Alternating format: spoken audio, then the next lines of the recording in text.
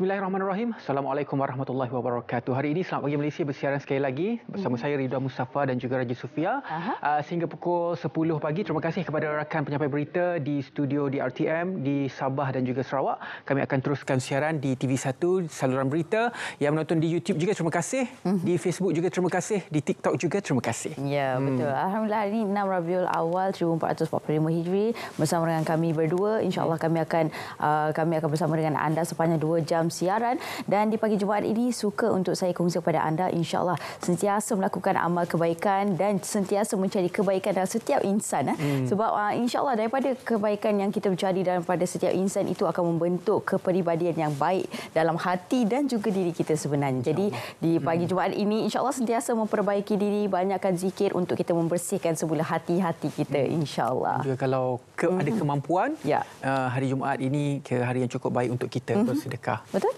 RM1 ke RM10 tidak kisahlah apa saja yang anda boleh sedekahkan. Mungkin senyuman saja, senyuman juga kita boleh sedekahkan kepada orang. Macam Ridwan sekarang. Senyuman itu orang kata penyembuh penyakit. Okey. Kita mulakan Selamat Pagi Malaysia pada hari ini dengan beberapa berita untuk kami kongsikan kepada anda. Kita mulakan dengan sedikit perkembangan daripada YDP yang di Pertuan Agong, yang mana yang di Pertuan Agong telah pun berkenan untuk melawat pusat hidupan liar kebangsaan yang lokasinya berada di Sungkai, yang mana yang di Pertuan Agong Sultan Abdullah Ayatuddin Al-Mustafa Billah Shah berkenan berangkat melawat pusat menyelamat hidupan liar kebangsaan NWRC di Sungkai Perak. Jadi turut hadir juga Menteri Besar Kedah, Menteri Besar Perak Datuk Seri Sa'arani Muhammad dan Menteri Sumber Asli, Alam Sekitar dan Perubahan Iklim Nik Nazmi Ahmad. Jadi keberangkatan Seri Paduka Baginda turut diiringi oleh Sultan Perak Sultan Nazrin Muizzuddin Shah dan Pemangku Raja Pahang Tengku Mahkota Tengku Hasanal Ibrahim Alam Shah. Baik, dan antara yang lain juga semasa lawatan sulung ini Seri Paduka Baginda berkenan menerima sembah taklimat berkenan operasi NWRC dan menyaksikan sendiri inisiatif konservasi hidupan liar di NWRC termasuk harimau Malaya, beruang matahari, tapir dan juga seladang. Dan antara yang lain juga Ridwan, antara yang lain kita nak kongsikan juga ini sedikit perkembangan. Perdana Menteri kita sekarang berada di New York untuk Pertubuhan Bangsa-Bangsa Bersatu, persidangan Pertubuhan Bangsa-Bangsa Bersatu. Dan salah satu perkembangan yang dapat kita kongsikan kepada anda semua, ini kita ambil daripada Instagram, terus daripada Instagram Yang Amat Berhormat Perdana Menteri, yang mana telah pun mengadakan pertemuan dengan sahabat baik beliau iaitu Presiden Turkiye di New York. Jadi Malaysia dan Turkiye sepakat untuk mengadakan usaha bagi membendung sentimen Islamofobia yang semakin menggila. Jadi turut dibincangkan semasa pertemuan ini adalah keperluan untuk meningkatkan kerjasama dua hala terkait bidang pelaburan dan perdagangan, antaranya melibatkan MAHB bagi membesarkan terminal di lapangan terbang antarabangsa Istanbul, kerjasama ekosistem pertahanan antara kedua-dua negara. Baik, dan antara harapan beliau juga Yang Amat Berhormat Perdana Menteri iaitu besar harapan saya agar hubungan dua hala dan jalinan kerjasama Malaysia dan Turki yang telah sekian lama terjalin akan kekal utuh dalam semangat persahabatan yang mampu membawa manfaat kepada kedua-dua negara. Baik, dan antaranya juga ini berkaitan dengan perkembangan dari aspek Kementerian Komunikasi dan Digital, yang mana menterinya berkata harga borong untuk pelan internet ini akan dibincangkan di peringkat akhir. Baik, dan Suruhanjaya Komunikasi dan Multimedia Malaysia MCMC dalam peringkat akhir membincangkan bersama pembekal perkhidmatan jalur lebar untuk menawarkan harga borong internet pada kadar yang lebih murah, dan Menteri Komunikasi dan Digital Fahmi Fadzil meminta supaya perbincangan tersebut dimuktamadkan secepat mungkin, walaupun proses tersebut mungkin mengambil masa yang sedikit masa, namun hasilnya memberi manfaat kepada pengguna. Jadi kita terus saja sebab sekarang ada teknologi 5G. Kalau kita upgrade, insya-Allah dengan usaha KKD ini kita akan dapat pelan yang lagi murah. Okey, berita seterusnya untuk kita semua ini berkaitan dengan JPJ dan juga polis trafik lah kata. Di Kuala Lumpur, kenderaan berat ini bercerita tentang kenderaan berat di Kuala Lumpur akan mula beroperasi hari ini. Kata Polis Diraja Malaysia akan mempertingkatkan operasi ke atas semua kenderaan berat di Kuala Lumpur bermula semalam. Baik. Hari ini semalam. Jadi Ketua Polis Kuala Lumpur Datuk Alauddin Abdul Majid berkata meskipun operasi harian dilaksanakan, PDRM PDRM, namun pemeriksaan lebih menyeluruh akan dilancarkan bersama agensi lain termasuk Jabatan Pengangkutan Jalan JPJ.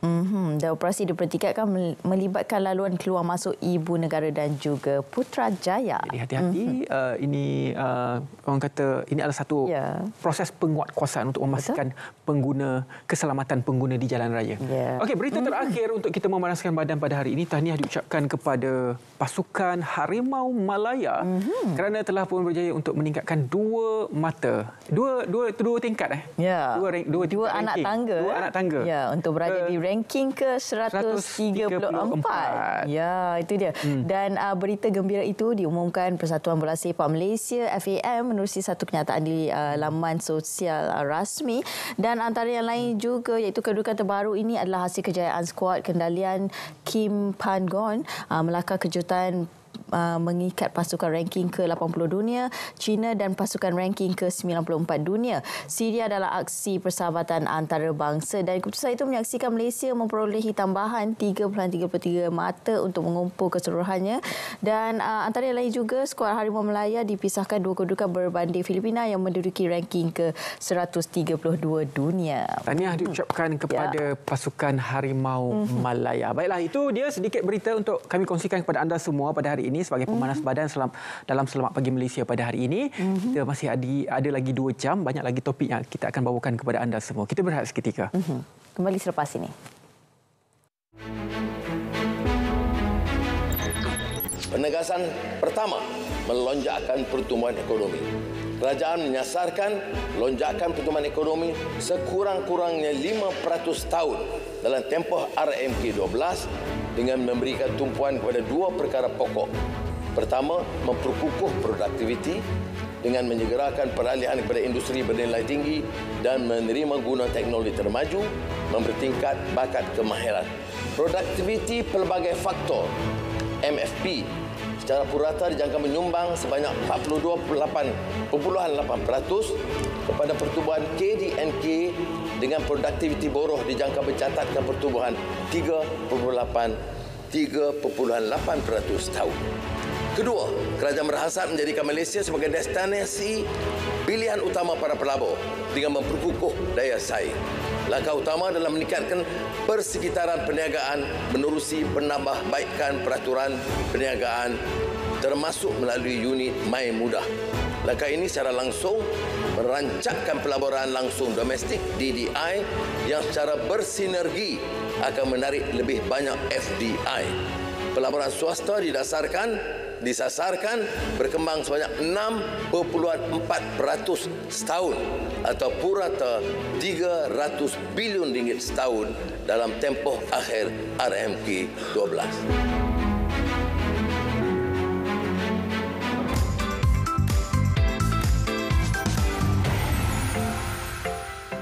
Baiklah, kita teruskan. Selamat Pagi Malaysia pada hari ini. Kita akan berkongsi siaran ini bersama dengan rakan di Negeri FM. Ya, betul. Dan kita bersama dengan kali ini, kita bersama dengan DJ Syafiq dan juga DJ Alin yang akan berkongsi khabar dari Negeri Sembilan. Silakan.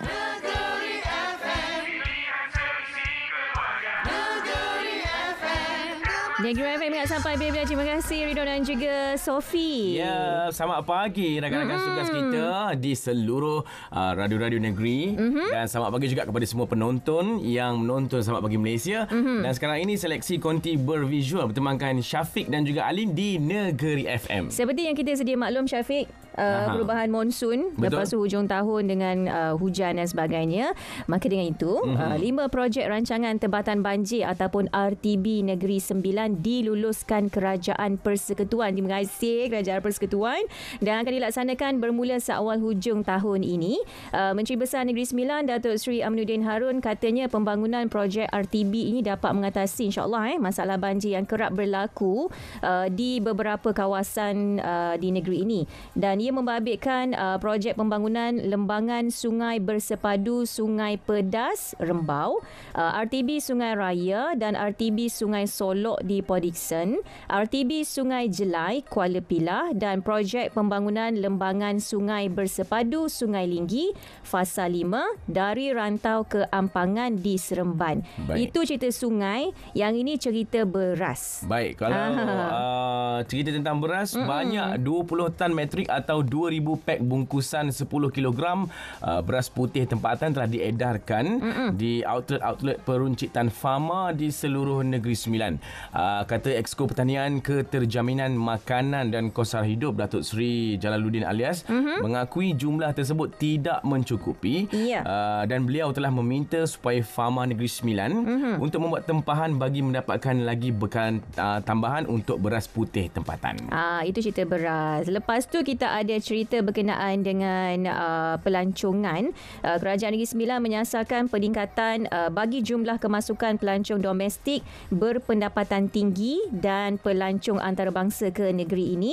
Menurut Esko Pelancongan, Kesenian dan Kebudayaan Negeri Sembilan Nicole Tan Likun, pelbagai inisiatif akan dilaksanakan termasuklah penyediaan pakej pelancongan mengikut cita rasa golongan sasar. Bermakna semua boleh bagi melancong lah lepas ni. Baik, premis industri yang menghasilkan efluen perindustrian atau melepaskan pencemaran ke udara perlu mematuhi peraturan-peraturan kualiti alam sekeliling udara bersih 2014 dalam usaha untuk mempertingkatkan kesejahteraan masyarakat setempat, memelihara sumber asli dan melindungi kualiti alam sekitar. Exco Kesuhanan Sumber Manusia, Perubahan Iklim, Koperasi dan Kepenggunaan Negeri Sembilan yang berhormat S. Vira pun berkata, semua premis industri juga perlu memasang sistem kawalan pencemaran air atau udara bagi mengurangkan berlakunya pencemaran udara menerusi pelepasan industri yang juga dihasilkan. Jangan lupa tahu, hari ini ada program Jalan Harga Ladang di Sembilan Prihatin, lokasi berhadapan lot kedai Taman Sri Teraci. Sekian daripada kami berdua. Kembali bersama dengan rakan tugas di Selamat Pagi Malaysia, Ridwan dan juga Sophie. Bye-bye. Terima kasih banyak-banyak Syafiq dan juga Azlin. Baiklah, Sophie, sekarang mungkin tengah panas kan isu bekalan beras. Tapi kita juga ada perspektif lain. Kita nak tahu pendapat orang ramai mengenai makan di luar ataupun masak. Lebih menjimatkan ataupun lebih menyenangkan anda. Betul. Awak macam mana? Ya, sekarang sebab masa mungkin kita makan di luar. Tapi option untuk masak di rumah, kalau seorang dia mahal. Kalau beramai mungkin murahan. Itu pendapat saya. Betul. Apa kata kita saksikan pendapat orang ramai mengenai perkara ini? Silakan. Lebih jimat kita makan di rumah lah. Maksudnya kita beli barang-barang dapur dan kita masak di rumah lah. Lebih jimat lah. Maksudnya kalau kita ke office pun kita bawa bekal ke, itu satu cadangan yang baik lah. Dan dalam masa yang sama kalau kita makan kat luar ni banyak pembaziran lah. Maksudnya kita makan kat luar pun kadang-kadang satu hari kita dah boleh cecah dalam sekali makan pagi mungkin dah RM7-8 untuk pagi saja, belum masuk tengah hari. Tengah hari mungkin sampai RM15 kan, campur dengan air semua sekali dah RM15. Satu hari dah mungkin dalam RM40 ke RM50. Kalau kita makan di rumah, maksudnya bekal di rumah, maksudnya kita boleh jimat lagi kos. Jadi saya tetap menyokong bahawa 100% saya sokong kita makan di rumah, jimat.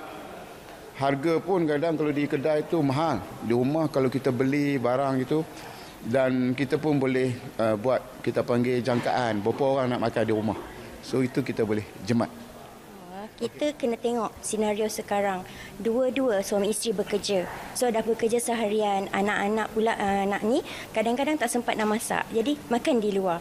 Lepas tu in terms of berkeluarga, memang jimat dan selamat, orang kata kesihatan terjamin, kebersihan terjamin. Tapi untuk ekonomi sektor, perkhidmatan restoran apa semua, kalau kita orang kata 90%, tak payah 90% lah, 50% pun orang akan masak sendiri, restoran semua akan lingkup lah.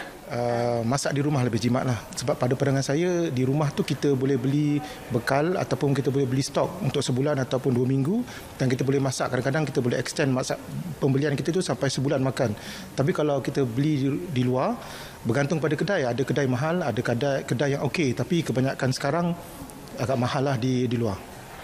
So saya berpendapat makan di rumah lebih jimat berbanding makan di luar. Saya memang kalau ikutkan dari segi kos, memang makan di rumah lebih menjimatkan lah. Which is bila saya compare, saya beli makanan, sekali saya makan, saya dah berkeluarga, saya ada anak kecil 2. Sekali saya makan, at least pun mesti RM50 tu paling kurang sekarang ni kalau makan di luar. So kalau saya beli bahan mentah yang berharga equivalent tu RM50, saya boleh makan untuk 2 ke 3 hari. So itu dah menjimatkan lah kalau saya masak sendiri. Saya sebab keluarga 3 orang je, anak seorang, isteri 1 kan. Banyak makan di luar lah. Sebab berdasarkan perbincangan saya dengan isteri saya, kadang-kadang kalau makan kat rumah ni kosnya lebih kurang sama je dengan makan di luar. So sebab saya keluarga kecil kan, so maka kami buat keputusan banyak makan di luar. So bagi saya luar ke rumah tu terpulang kepada kita lah. Sebab macam saya mungkin kekurangan masa, kerja dan keluarga kecil, so kebanyakan masa kita makan di luar. Itu dia pelbagai pendapat yang dilontarkan ya. Jadi untuk memperincikan dengan lebih lanjut lagi, kami bawakan topik makan di luar atau masak di rumah ini. Saya kenalkan iaitu tetamu kami di studio, Dr. Elia Nabila Abdul Bahri, merupakan pensyarah kanan Jabatan Ekonomi Fakulti Perniagaan dan Ekonomi Universiti Malaya. Assalamualaikum Doktor. Assalamualaikum. Doktor, banyak komen tadi Doktor. Respon awal, saya suka satu perspektif daripada Puan Jennifer. Dia kata betul kita boleh makan di rumah lebih jimat. Tapi kalau kita tengok sudut lain, lama kelamaan nanti sektor ekonomi terhadap peniaga itu nanti akan jatuh. Macam mana Doktor? Ya, betul. Kalau kita lihat tadi berbagai komen daripada orang ramai, ada baik buruknya kedua-duanya, sama ada makan di luar ataupun masak di rumah. Memang kita tak nafikan dari segi kosnya menjimatkan kita masak di rumah. Contohnya kita boleh beli barang dalam untuk tempoh sebulan, barang kering kan.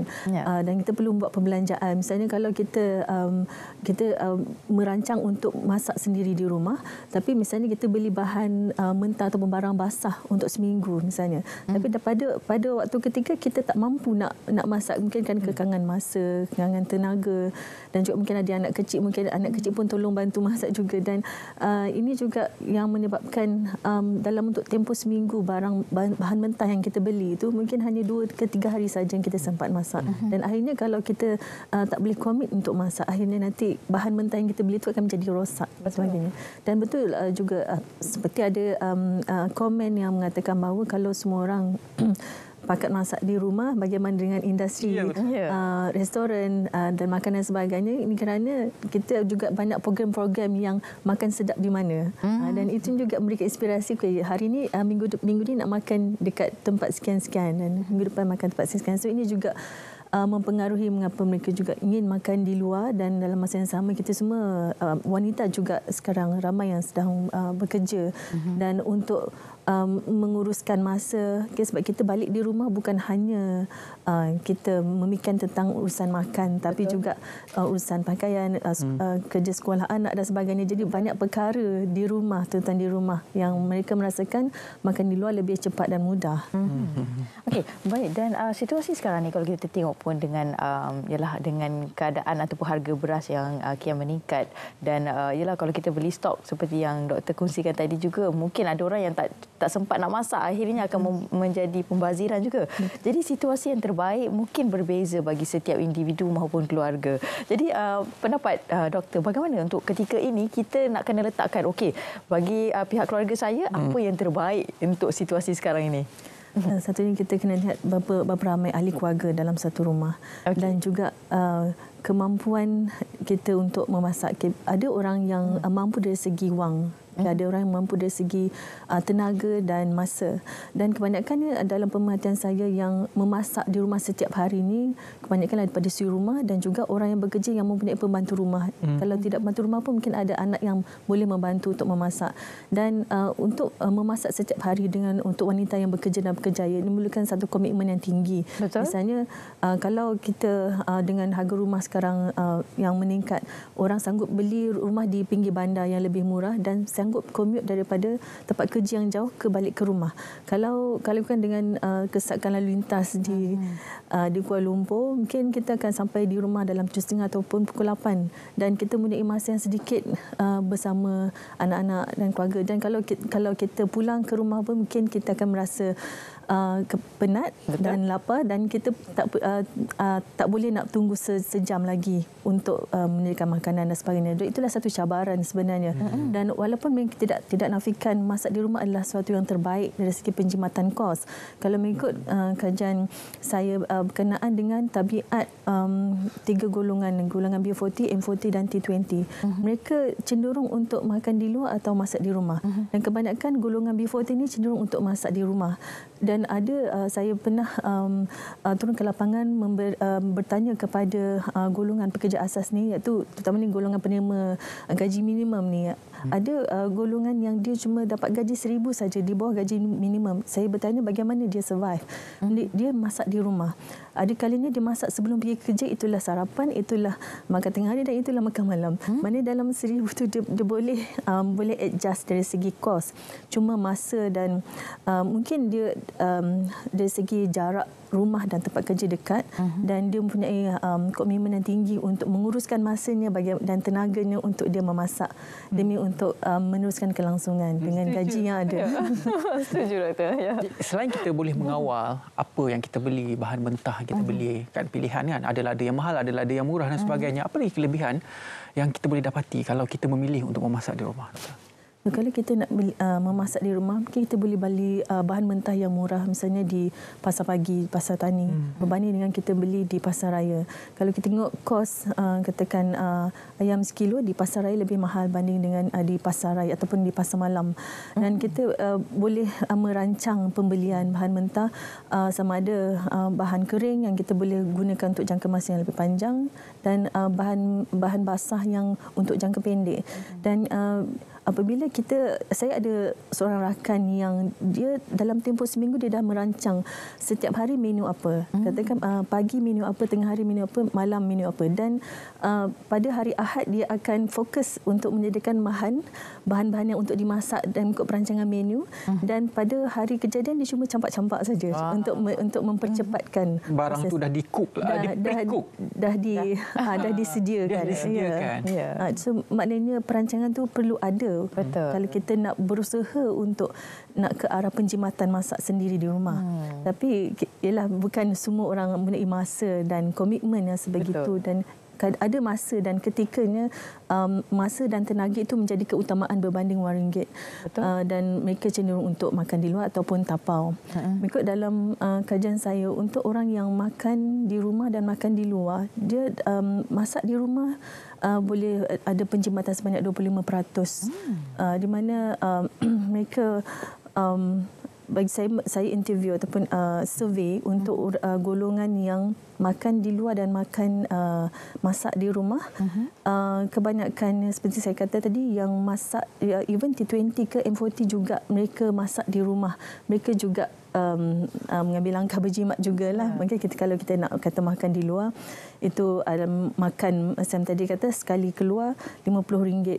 Kan kita makan 3 kali sehari, kita tak boleh kata nak kurangkan makan dan sebagainya. So 3 kali sehari itu adalah satu yang rutin lah.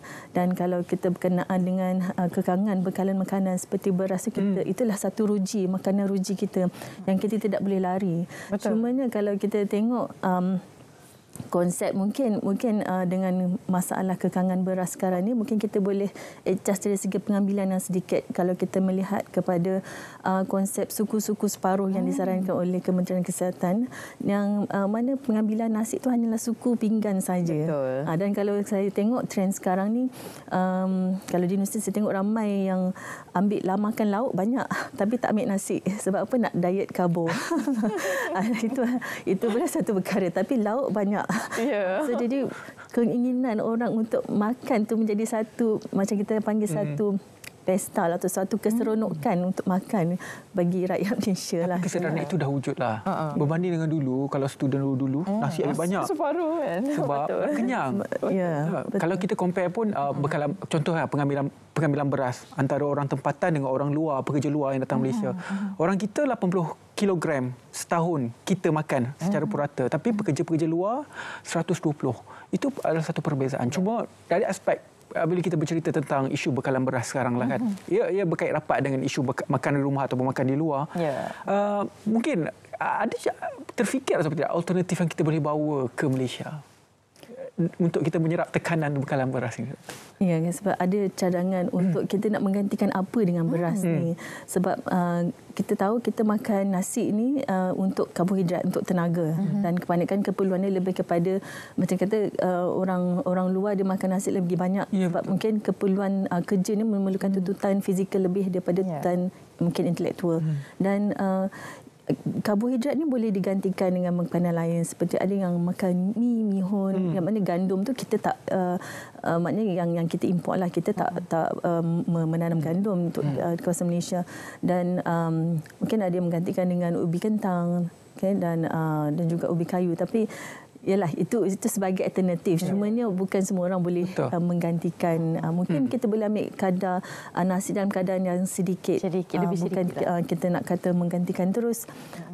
Macam roti, adakah kita perlu menggantikan makan nasi pada makan roti burger misalnya, dan itu juga satu isu yang lain pula. Jadi kalau kita ikutkan, even daripada kita umur 6 bulan pun diberikan makan bubur nasi. Betul. Jadi nasi itu dah menjadi satu keperluan. Jadi apa yang saya merasakan, makanan ruji. Makanan ruji, dan keperluan dan kritikal sekali adalah dari segi pengeluaran dalam rantaian produk beras itu sendiri. Mana daripada penanaman di sawah padi sehinggalah kepada pengguna. Dan itu yang perlu dilihat, sebab kalau kita tengok keluasan sawah padi semakin mengecil dan keluasan untuk pertanian juga semakin mengecil. Dan ini yang kita perlu lihat, walaupun kita pun dah lama beralih daripada pertanian kepada perindustrian, tapi kita perlu perkasakan semula sektor pertanian. Inilah kesan yang beberapa tahun selepas yang kita rasakan sekarang, dan kita rasa perlu pemekasaan sektor pertanian itu sendiri perlu dilihat semula. Baik, tadi doktor ada jelaskanlah berkenaan dengan makan di luar atau masak di rumah. Tadi ada beberapa faktor yang perlu diambil kira lah. Maksudnya mungkin dari segi harga barangan itu sendiri, di manakah lokasi-lokasi yang sepatutnya kita mendapatkan harga lebih murah, dan juga bergantung kepada keluarga dan juga individu-individu. Apa lagi antara faktor yang perlu kita ambil kira supaya kita dapat memberi penjimatan sekurang-kurangnya lebih banyaklah kepada setiap keluarga ni dalam situasi yang cukup mencabar sekarang ni, doktor? Terutamanya perancangan perbelanjaan lah. Okay, perbelanjaan misalnya kita meruntukkan berapa peratus gaji kita untuk makanan. Okay, kalau ikutkan dalam kajian saya, golongan B40 ini diperuntukkan dalam 26% untuk makanan. Tapi kalau untuk yang T20 mungkin dalam 15% sama juga dengan M40. Jadi dalam hal ini kita perlu merancang, okay, kalau kita perlu membuat belanjaan, berapa peratus yang kita peruntukkan setiap bulan gaji kita untuk makanan. Dan kita juga perlu, dalam masa yang sama kita juga perlu mengawal. Kadang dalam kita perlukan sokongan keluarga misalnya. Contohnya kalau makan di luar, ada anak selera dia nak makan pasta misalnya, ada seorang lagi nak makan pizza, seorang lagi nak makan nasi ayam, makan nasi lemak, dan dah pelbagai, dan kita tak boleh nak memenuhi kesemua ketuntutan ni. Dan kita juga perlu mendidik seahli keluarga kita makan satu menu saja ataupun semua makan menu yang sama. Dan ini juga kita juga melihat kepada apakah bahan-bahan yang digunakan, apakah mungkin resepi yang lebih menjimatkan, dan kita menggunakan apa yang ada di rumah, okay, dan juga mungkin menggunakan barang kering yang kita boleh beli untuk sebulan, merancang sebulan, dan tentukan apakah menu yang sihat dan jimat lah. Dan saya kira kata kunci yang dibawa oleh doktor banyak adalah perancangan. Ya, betul. Macam mana kita nak merancang, kalau ada masa, mungkin hari Ahad itu kita boleh merancang menu untuk seminggu. Ada juga orang buat pre-cook meal untuk seminggu. Kita kalau ada masa prep siap-siap kan makanan tu kan. Nanti kita masuk microwave je. Betul. Nak lagi jimat, nak lagi senang, dari segi masa, bawang tu dikisar dulu semua sekali, nanti campak-campak. Bila nak masak tu banding je. Terima kasih banyak-banyak doktor atas idea-idea tersebut. Saya kira perancangan itulah yang perlu untuk kita lakukan. Terima kasih banyak-banyak kepada tetamu kita pada hari ini, iaitu Dr. Elia Nabila Abdul Bahari, pensyarah kanan Jabatan Ekonomi Fakulti Perniagaan dan Ekonomi Universiti Malaya. Terima kasih banyak-banyak doktor. Okey, bercerita juga tentang bekalan makanan ini, cerita pagi di Kelantan seterusnya ini bersama dengan rakan penyampai Majinah juga akan berkongsi berkenaan dengan situasi semasa bekalan barang kawalan di Kelantan. Majinah, silakan.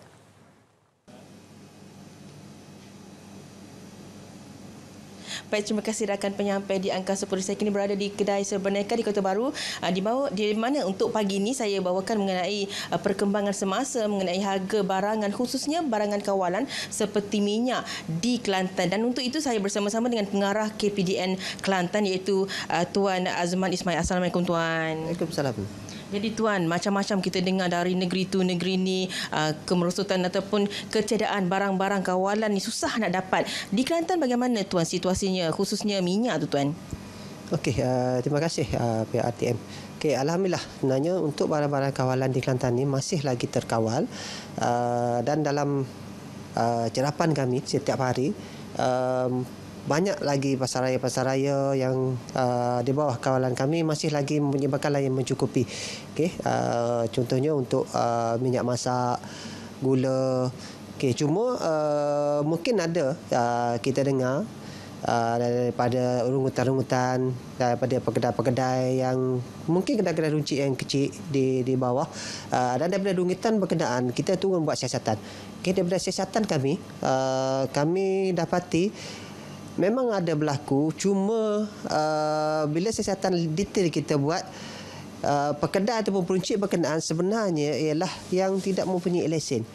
Okay? Bila tidak mempunyai lesen, mana pemborong-pemborong besar tidak dapat menjual, menghantar bekalan kepada pihak berkenaan. Jadi kami minta supaya semualah peruncit-peruncit yang ingin menjual barang-barang kawalan seperti minyak, gula, supaya mendapatkan lesen. Mendapatkan lesen untuk kita pastikan bekalan kita boleh hantar. Jadi Tuan, dari segi penguatkuasaan juga, macam mana pihak KPDN Kelantan memastikan penguatkuasaan tu berjalan secara berkala ataupun 24 jam setiap hari bagi memastikan bekalan tu sentiasa mencukupi di pasaraya ataupun pasar-pasar borong tu Tuan? Okey, untuk menjaga bekalan sebenarnya kita ada beberapa cara lah kita buat. Okay, yang pertamanya kita ada operasi. Okay, dalam setiap operasi ini akan memastikan bekalan mencukupi. Kita akan pergi ke pasar-pasar borong yang besar-besar, termasuk pasar-pasar raya, okay, untuk pastikan bekalan itu mencukupi, dan jika bekalan tiada kita akan pastikan macam mana punca bekalan itu tidak mencukupi. Dan masa yang sama kita ada juga satu unit kita panggil pegawai pemantau harga. Okay, di Kelantan ni ada selama 86 pegawai pemantau harga yang mana tugasan beliau setiap hari beliau akan turun ke semua pasaraya-pasaraya besar dan juga pasar-pasar basah untuk pastikan bekalan ada ataupun tak ada. Dan laporan ini setiap hari sebelum pukul 12.30 hari. Okay, daripada semua laporan-laporan ini malah kita akan rangkumkan berapa pasaraya yang ada bekalan, berapa kedai-kedai yang tak ada bekalan. Dan yang tak ada bekalan ni biasanya kita akan dapatkan daripada pemborong besar supaya terus hantar bekalan.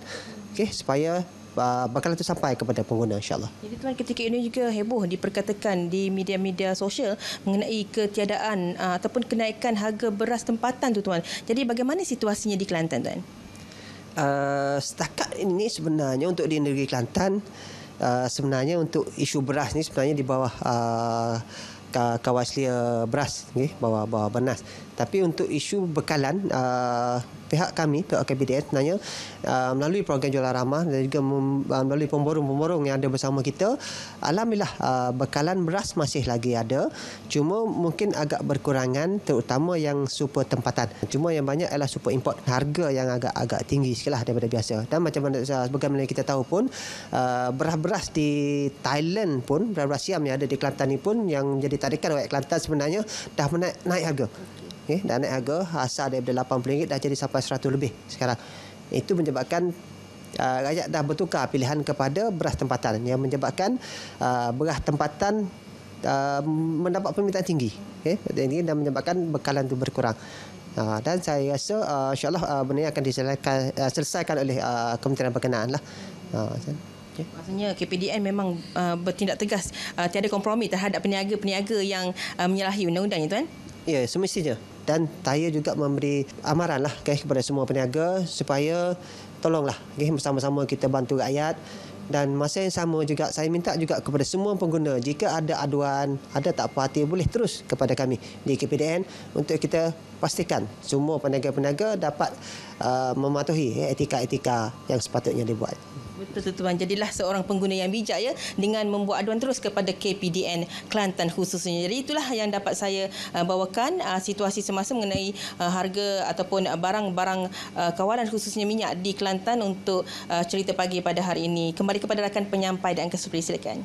Terima kasih banyak-banyak Majidah. Itu dia cerita pagi di negeri Kelantan. Sekarang kita teruskan dengan SPM Sains ini. Ada 4 berita ringkas untuk saya kongsikan kepada anda semua. Kita mulakan dengan berita ini berkaitan dengan pameran fotografi harimau terbesar di dunia.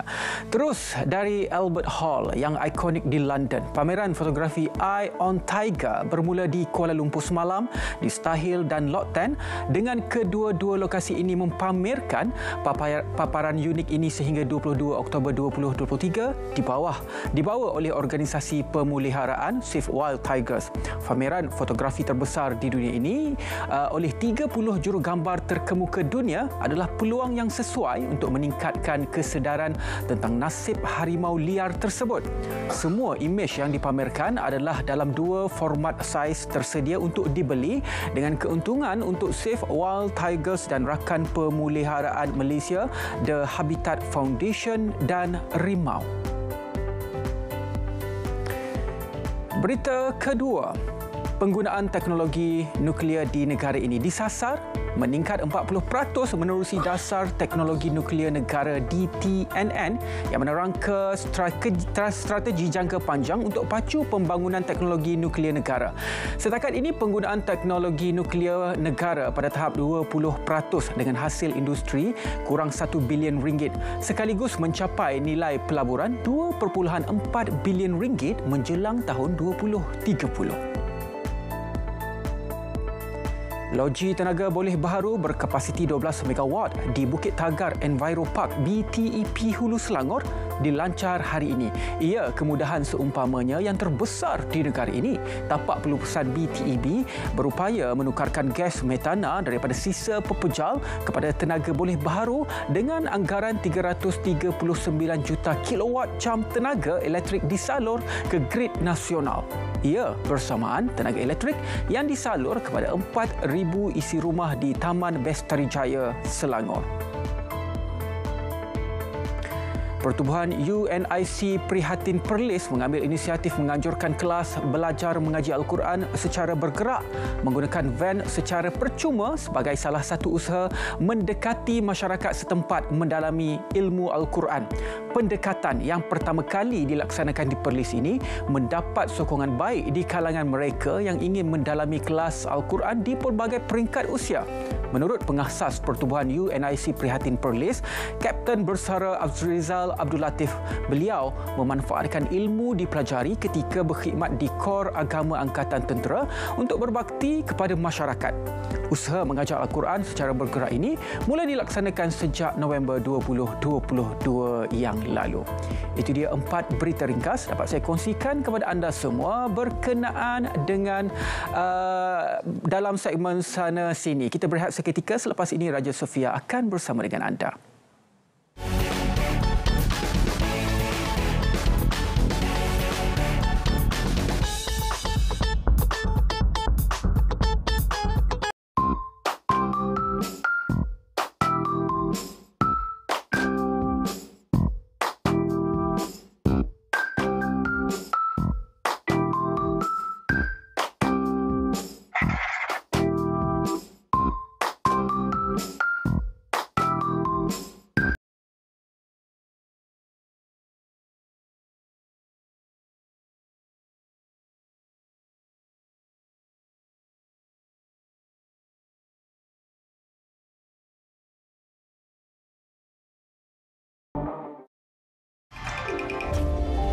Satu hati dengan semangat kesukanan, perjuangan dalam keharmonian. Sukan Asia ke-19 Hangzhou 2022 bersama RTM, penyiar rasmi.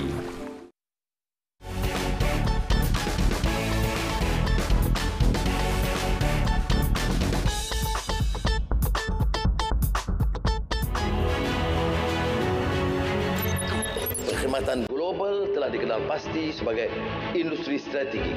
Kerajaan akan merangka kebijakan yang menyeluruh, memudah cara perniagaan dan menunjukkan pangkalan data bagi menarik pelaburan bermutu tinggi dan membuka ruang seluasnya kepada syarikat tempatan untuk mendapatkan perkhidmatan sokongan.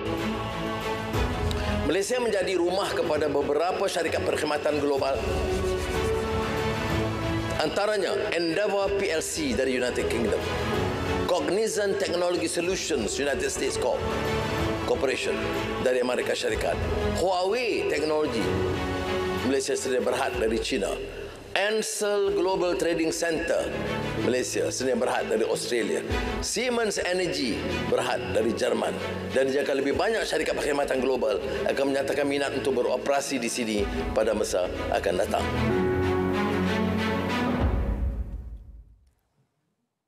Ya, selamat kembali para penonton semua, dan seterusnya bila bercakap tentang isu ataupun masalah kesihatan mental yang kian meningkat selepas pandemik COVID-19 yang kini kalau boleh saya kongsikan daripada laman web rasmi Majlis Keselamatan Negara sendiri, iaitu statistiknya meningkat sehingga 5 kali ganda bagi tahun 2022, dan ini antara angka ataupun ialah peningkatan yang cukup membimbangkan buat kita semua. Jadi bagi rintitan daripada perkara ini, antara salah satu usaha yang telah pun dilakukan akan adanya persidangan psikologi perkhidmatan awam 2023 yang akan berlangsung pada 26 hingga 27 September nanti, dan insyaAllah bersama dengan saya yang akan berkongsi dengan lebih lanjut lagi, saya kenalkan Dr. Abdul Jalil Hassan, merupakan pengarah bahagian pengurusan psikologi Jabatan Perkhidmatan Awam. Assalamualaikum Doktor. Waalaikumsalam.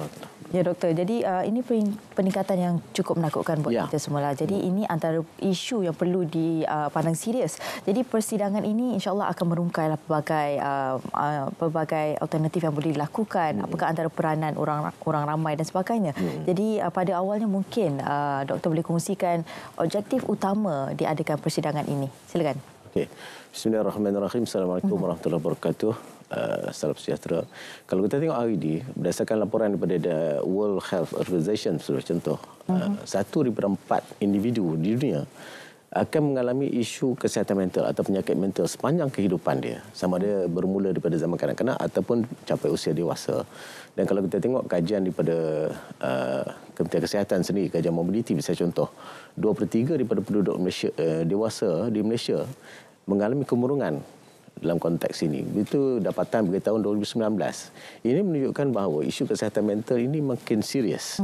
Okey, bukan saja di Malaysia tetapi juga di seluruh dunia. Dan sebab itu juga kita melihat dikatakan nanti isu atau penyakit mental ini akan menjadi penyakit utama dunia berbanding dengan penyakit jantung dan sebagainya. Dengan NCD. Jadi kita mengambil inisiatif untuk melaksanakan persidangan ini membuka dan juga mengembangkan ilmu ataupun input-input baru kepada penjawat awam sendiri dan juga orang awam berhubung dengan isu kesihatan mental dan bagaimana kita menangani isu-isu kesihatan mental yang hadapi sekarang. Terutamanya oleh kita lah, penjawat awam sendiri. Sebab kita adalah nadi atau tunggak kepada perkhidmatan di Malaysia. Sekiranya kita menghadapi isu, bagaimana kita dapat memberikan perkhidmatan terbaik kepada rakyat. Jadi dengan itu, kita memperkasakan perkhidmatan awam, tetapi juga persidangan ini boleh diikuti oleh semua orang lah. InsyaAllah.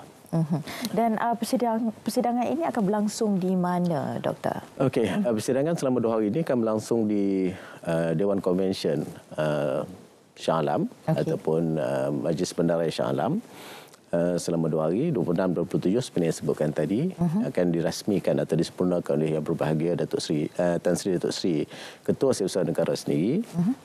Dia akan dihadiri oleh lebih kurang 500 orang peserta daripada seluruh Malaysia. Tetapi peserta-peserta lain boleh juga mengikuti kita melalui Facebook Jabatan Perkhidmatan Awam. InsyaAllah kita akan siarkan secara langsung selama 2 hari itu. Baik, dan adakah orang ramai juga boleh menyertai untuk mengetahui dengan lebih lanjut lagi berkenaan dengan persidangan ini? Okey. Permintaan untuk hadir terlalu tinggi. Limitation sekatan atau had kita hanya 500 peserta. Jadi yang lain boleh mengikuti kita melalui Facebook seperti yang saya sebutkan tadilah. Facebook Jabatan Perkhidmatan Awam secara langsung. Apa yang berlaku di Dewan juga akan dapat diikuti di Facebook kita lah.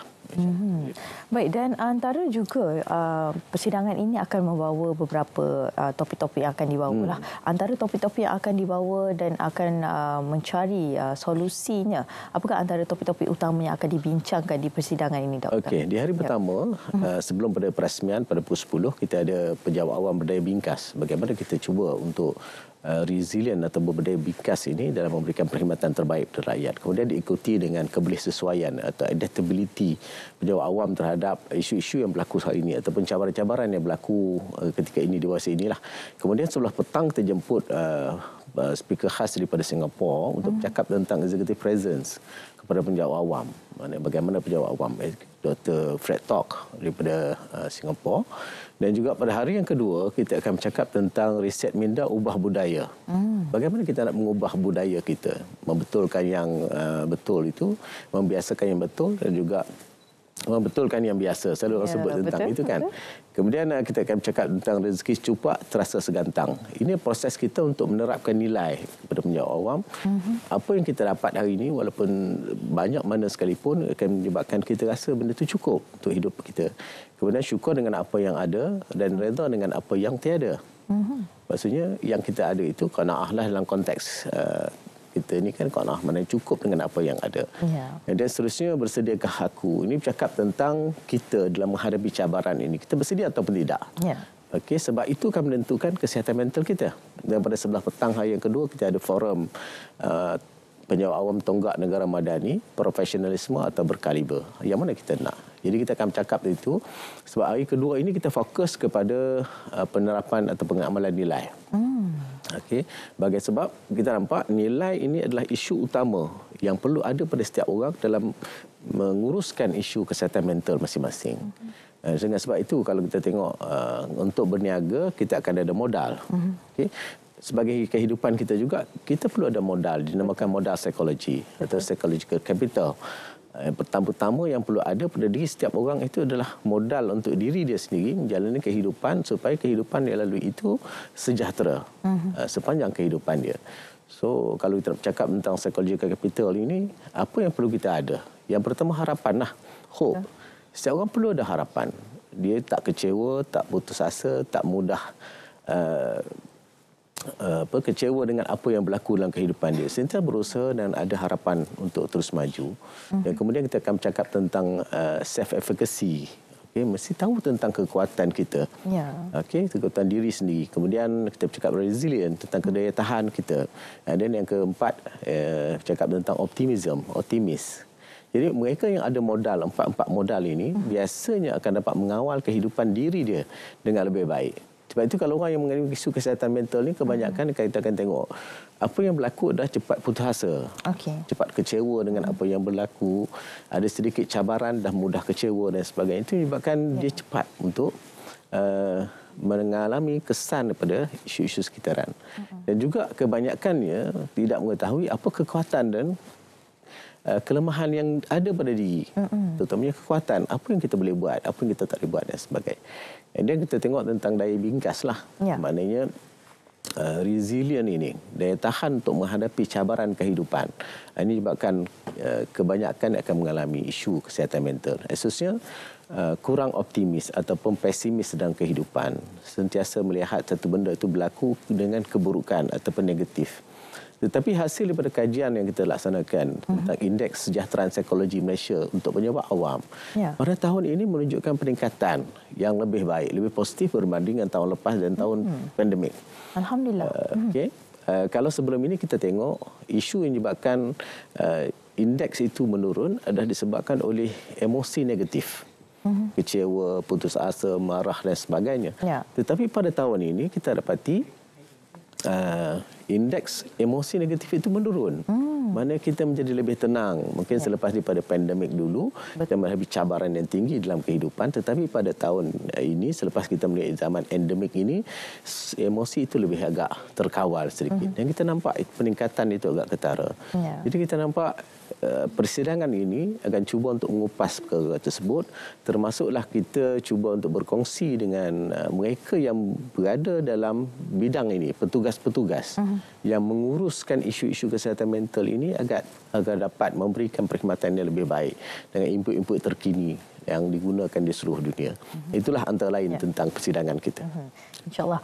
Baik, dan doktor, antara yang lain juga kalau kita lihat sekarang ini antara faktor yang mengakibatkan peningkatannya masalah kesihatan mental ni sendiri adalah akibat daripada faktor persekitaran.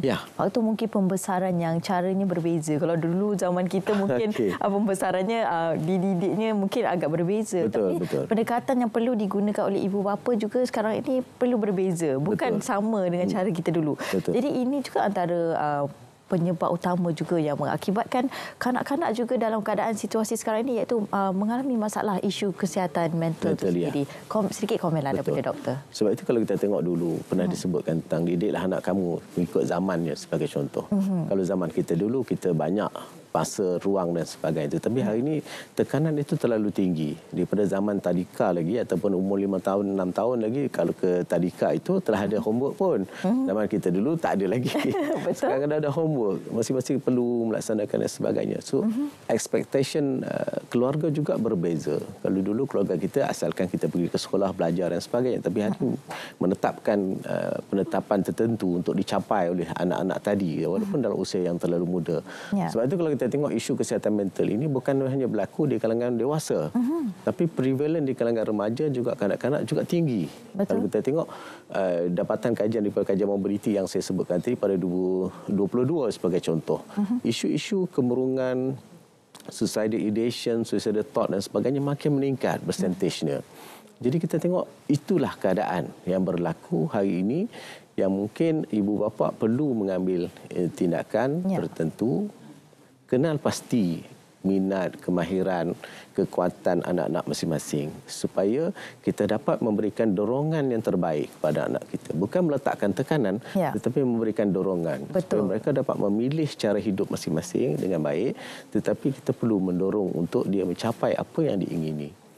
Kalau kita tengok hari ini, kalau dulu kita kata bersukan, sukan dan sebagainya tidak memberi ruang. Tapi hari ini sukan dan sebagainya telah memberi ruang yang luas kepada individu untuk berkerjaya sebagai contoh. Betul. Jadi kalau kita tengok minat ini kalau dipupuk dengan baik, insya-Allah dia akan memberikan masa depan yang lebih baik kepada setiap individu. Baik. Cuma hari ini kalau kita tengok mungkin pendidikan lah yang menjadi fokus kita. Jadi mungkin kita boleh tengok baliklah kekuatan anak-anak masing-masing. Setiap anak tu dia ada kelebihan. Dan ialah macam kita juga kelebihan dan kekurangan. Mana setiap anak tu berbeza kan kelebihan mereka. Sebab itu dia. Jadi ibu bapa tanggungjawab kita adalah sebagai pendorong kepada anak-anak, bukan memaksa ataupun meletakkan target tetapi menunjuk arah ke arah mana kelebihan anak-anak kita tu untuk menjadi insan yang lebih baik, insya-Allah. Baik, itu dia persidangan psikologi perkhidmatan awam 2023 yang akan berlangsung tak lama lagi 26 hingga 27 September nanti. Jadi orang ramai boleh menonton secara live stream, insya-Allah, untuk sama-sama kita mendapat ilmu dari segi psikologi. Terima kasih saya ucapkan kepada Dr. Abdul Jalil Hassan, merupakan pengarah Jabatan Pengurusan Psikologi Jabatan Perkhidmatan Awam. Terima kasih banyak, Doktor. Baik, sama-sama. Semoga dimudahkan segalanya, insya-Allah. Insya-Allah. Baik, dan seterusnya para penonton, kita nak berlintas langsung di mini karnival Hari Penjaja dan Peniaga Kecil tahun 2023. Rakan pelapor saya telah pun bersedia, iaitu Syahira Samain yang akan berkongsi dengan selanjutnya. Silakan. Baik, terima kasih. Saya kini berada di Dewan Kedamaian Square Tagi Nambur, Kota Belud, sempena mini Karnival Hari Penjaja dan Peniaga Kecil tahun 2023. Karnival berlangsung selama 2 hari, bermula hari ini, diisi dengan pelbagai aktiviti menarik. Baik, untuk maklumat lanjut kita bersama dengan Menteri Pembangunan Usahawan dan Koperasi, Datuk Iwan Benedik. Selamat pagi, Datuk. Apa khabar? Pagi, selamat sejahtera, sihat. Baik, Datuk, mungkin Datuk boleh kongsikan apa sebenarnya Hari Penjaja dan Peniaga Kecil ini dan kenapa ianya perlu dilaksana? Ya, kerajaan telah mewartakan 18 November setiap tahun itu sambutan Hari Penjaja Peniaga Kecil Kebangsaan, dan hari ini kita adakan di peringkat pelancaran dia, promosi route to HPPK. Sebab itu kita adakan di Kedamaian Square pada hari ini, sambutan 2 hari bagi meraihkan penjajah peniaga kecil dan seterusnya memaklumkan kepada para peniaga, penjajah, peniaga kecil supaya datang ke sambutan yang peringkat kebangsaan pada 18 November nanti yang akan disempurnakan oleh Yang Amat Berhormat Perdana Menteri. Baik Datuk, mungkin Datuk boleh kongsikan apa pengisian-pengisian sepanjang karnival berlangsung? Ya, hari ini juga merupakan hari tamu mingguan di Kedamaian Square. Sebab itu kita telah menerima lebih daripada 200 lot-lot yang disediakan untuk penjajah peniaga kecil, belum termasuk yang penjajah sedia ada di sini. Kita juga ada jualan madani koperasi, menawarkan harga sehingga 20% lebih murah daripada harga barangan di kedai-kedai lain. Kita juga ada food truck, kita juga ada kabut sales, kita juga ada taklimat agensi, pameran kerajaan dan sebagainya. Itulah antara lain pengisian kita pada hari inilah. Mungkin Datuk boleh kongsikan apa inisiatif-inisiatif yang disediakan kementerian kepada golongan penjajah dan peniaga kecil ini? Ya, di bawah inisiatif kementerian kita telah melancarkan plan strategik untuk pembangunan penjajah peniaga kecil. Kita juga telah melancarkan plan pempemelan usahawan informal supaya penjajah peniaga kecil ini sekurang-kurangnya mempunyai lesen perniagaan supaya mempunyai akses yang lebih baik kepada perlindungan dan juga pembiayaan kerajaan. Dalam masa yang sama, melalui agensi kita, di bawah Tokoh Nasional misalnya, kita telah melancarkan skim pembiayaan usahawan tamu untuk penjajah peniaga kecil yang berjual di pasar dan di tamu-tamu. Kemudian kita juga melalui Institut Keusahawanan Negara INSCAN mengadakan latihan dan bimbingan keusahawanan kepada penjajah peniaga kecil. Itu antara lain inisiatif yang sedang dilaksanakan oleh kementerian. Baik Datuk, mungkin dari segi perancangan kementerian pada masa akan datang pula macam mana Datuk? Ya, kita telah mengadakan perbincangan dengan Kementerian Kewangan dalam penyediaan Belanjawan Madani 2024. Kita telah kemukakan sejumlah permohonan peruntukan yang kita perlukan untuk membantu penjajah peniaga kecil tahun hadapan, termasuk keperluan infrastruktur mereka. Jadi itulah rancangan kementerian. Kita teruskan program-program sedia ada, kita perkenalkan program-program baru pula pada tahun hadapan. Baik Datuk, terima kasih atas perkongsian sebentar tadi. Baik, kepada masyarakat sekitar Kota Belud, jangan lepaskan peluang. Mari kita meriahkan karnival penjajah dan peniaga kecil ini. Baik, setakat ini dulu perkongsian saya. Kembali ke studio Selamat Pagi Malaysia. Silakan. Terima kasih Syahira Samain. Lintas langsung mini karnival Hari Penjajah dan Peniaga Kecil tahun 2023 di Sabah. Baik, dan seterusnya Ridwan, kita akan berkongsi pada para penonton berkenaan dengan program Berjaya Pengangkutan, iaitu bersama dengan kita di studio saya kenalkan Dr. Siti Muhazah Shelih Zainal, merupakan setiausaha bahagian perancangan strategi dan antarabangsa. Assalamualaikum. Waalaikumsalam warahmatullahi wabarakatuh. Puan Raja, Puan Rizwan. Jadi kalau kita lihat program Kerjaya Pengangkutan ini adalah satu inisiatif di bawah Kementerian Pengangkutan, terutamanya untuk menoktahkan kemiskinan. Mungkin boleh kongsikan sedikit latar belakang, Doktor? Okey, Kementerian Pengangkutan Malaysia merupakan kementerian yang sangat komited untuk menjayakan aspirasi kerajaan, khususnya dalam memastikan rakyat mendapat limpahan rahmat, ya. Dan kita sebagai kementerian merencanakan pelbagai program strategi bagi memastikan rakyat mendapat merasalah, ya, apa yang kerajaan ingin berikan kepada rakyat. Dan ada dua, satu secara langsung dan secara tak langsung. Secara langsung ni macam menerusi penyampaian perkhidmatan dan juga pembangunan lah. Dan yang secara tak langsung ni adalah program-program ataupun inisiatif yang terus sampai kepada rakyat, direct kepada rakyat. Jadi kaedah-kaedah ini memang kerajaan perlukan supaya rakyat dapat merasa nikmat itu dan merubah kehidupan mereka sekiranya mungkin dalam paras yang kurang mungkin meningkat, kalau tak ada sekarang ada, dan macam itulah.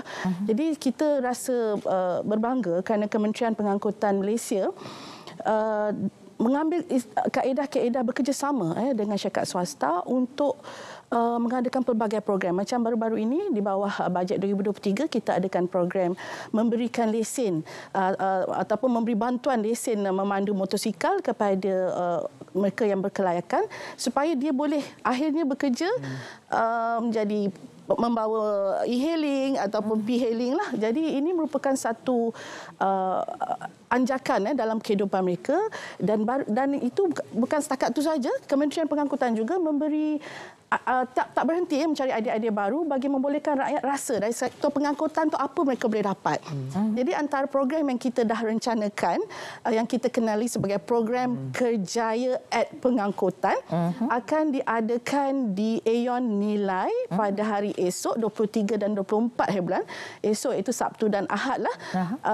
Yang mana program ini merupakan satu ruang yang mana Kementerian Pengangkutan memberi peluang pekerjaan kepada golongan miskin tegar dan ATM veteran untuk mendapatkan peluang pekerjaan secara terus. Okey. So memang sangat menarik. Kami mengharapkan supaya orang di sekitar Negeri Sembilan, khususnya di Nilai, di Seremban, mungkin di Sepang pun boleh juga meninjau peluang ini yang akan diadakan di Aeon Nilai dan mengharapkan ramai yang datang supaya merebut peluang sebanyak lebih 2,000 peluang pekerjaan yang ditawarkan. Dan ini merupakan satu berita baik sebenarnya bagi golongan miskin tegar dan kami mengharapkan ramai pengunjung khususnya daripada kalangan golongan miskin tegar dan golongan veteran angkatan tentera lah untuk merebut peluang ni sebab sebenarnya the exact number tu adalah 2,232 peluang pekerjaan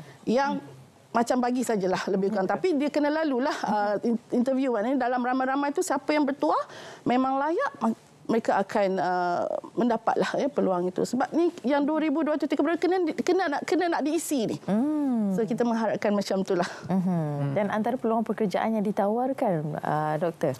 Okey, peluang pekerjaan yang ditawarkan sudah tentu di bawah sektor udara, laut tu kita panggil maritim lah dan juga darat.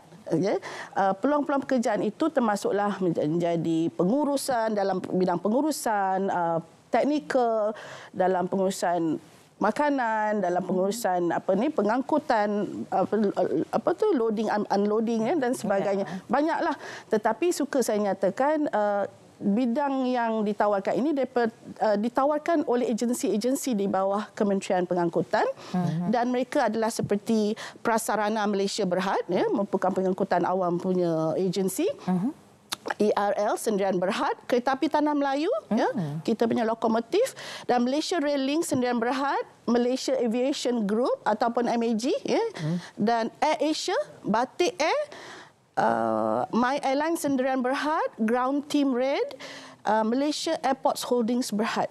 Jadi memang kita mengharapkan rakyat Malaysia yang berada di sekitar Seremban pada ketika itu datang beramai-ramai, khususnya yang kita sasarkan ini untuk merebut peluang sebanyak 2,232 pekerjaan yang memang tunggu mereka isi saja.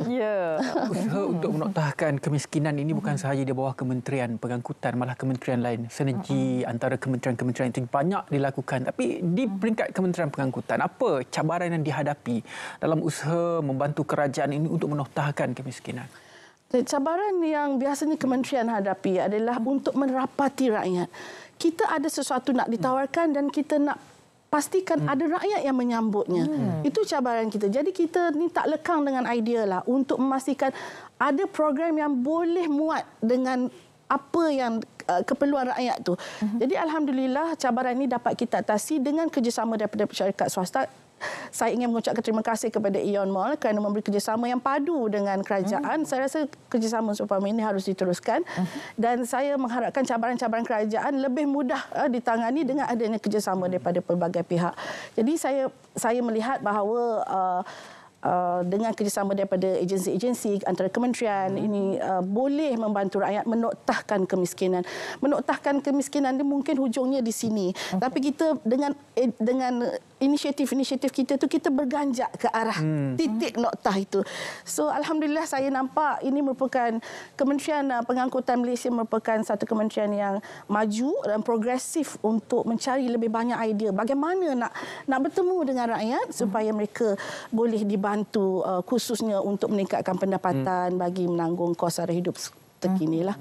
Dan untuk mendapatkan pekerjaan ini, syarat-syarat ataupun kelayakan yang diletakkan, apa sih, ada beberapa syarat yang diletakkan lah, Doktor? Sudah tentu, Puan Raja. Sudah tentu mereka yang akan mencuba untuk mendapat peluang ini, mereka haruslah ada, ya. Kalau dia terbuka sebenarnya untuk yang ijazah pertama, juga untuk diploma, untuk sijil dan yang setara. Begitu juga untuk yang SPM, keputusan lepasan SPM maupun SRP ada untuk mereka semua. Jadi saya kira semua pihak lah, ya. Dan dalam berbagai takat umur yang boleh mengambil peluang ini untuk mendapat pekerjaan. Antara tarikan lain yang ditawarkan sepanjang berlangsungnya program kerjaya, saya difahamkan juga akan ada JPJ akan bersama dengan kementerian. Apa lagi yang akan ada bersama JPJ kementerian ketika karnival ini? Okey, selain daripada JPJ, Jabatan Pengangkutan Jalan, kita juga ada Jabatan Laut Malaysia untuk bersama-sama membuat program kerjaya besok di AEON itu lebih menarik. JPJ contohnya dia akan mengadakan counter mobile van, iaitu di mana orang ramai boleh buat semakan saman lah. Kalau ada saman boleh terus ke situ, jadi tak perlu susah payah sambil pergi shopping di AEON Mall, pergi check kan kalau ada saman. Ada saman pula. Kemudian memperbaharui lesen kenderaan pun boleh buat kat situ. Kalau rasa tak lama lagi akan mati, ya, lesen boleh perbaharui, dan juga memperbaharui lesen memandu. Itu yang tadi tu saya cakap, lesen kenderaan bermotor pun kita boleh lihat di situ juga. Dan selain daripada itu, untuk makluman Rizwan dan juga Puan Raja, kita juga menggalakkan orang ramai selepas ini memuatkan aplikasi MyJPJ, kerana pada masa hadapan kita akan mempunyai lesen memandu secara digital. So senanglah kita ke arah digitalisasi ni. So JPJ juga menerusi program MyJPJ akan pergi ke arah situlah, insya-Allah. Dan boleh ya, orang ramai datang, bawalah keperluan-keperluan itu untuk mendapatkan perkhidmatan ini. Dan program tukar helmet pun ada juga. Jadi memanglah best ni besok ni. Sehingga hari Ahad orang ramai bawa helmet mereka yang lama, mungkin yang dah retak sikit ke, dah tua ke kan. Bawa, kerana kita akan bagikan sebanyak-banyaknya helmet. Saya dengar berlori-lori masuk. Jadi boleh datang untuk tujuan sebenarnya adalah memastikan piawaian dipatuhi dan keselamatan kita punya pemandu motosikal. Helmet lama kena bawa lah kan? Oh, sudah tentu. Sebagai bukti. Tukar helmet lah kan? Ya. Semata lah. Dan Jabatan Laut, supaya saya nak bagi tahu, Jabatan Laut juga akan membuat perkongsian, pendedahan berkaitan dengan menariknya bekerja di offshore, orang kata di laut. So ada perkongsian itu. Saya percaya anak muda mungkin dia nak venture, ya, ataupun meneroka pekerjaan di samudera, ada perbincangan ataupun perkongsian mengenai bekerja di laut. Jadi Doktor, ini MUT bukanlah pertama kali menyediakan peluang pekerjaan seperti ini. Dah banyak carnival yang telah pun diadakan. Jadi mungkin ada harapan daripada doktor dan juga pihak kementerian sendiri untuk memastikan bagi menoktahkan kemiskinan tiga ini, dan juga antara yang lain memberi peluang pekerjaan kepada lebih ramai orang lagi.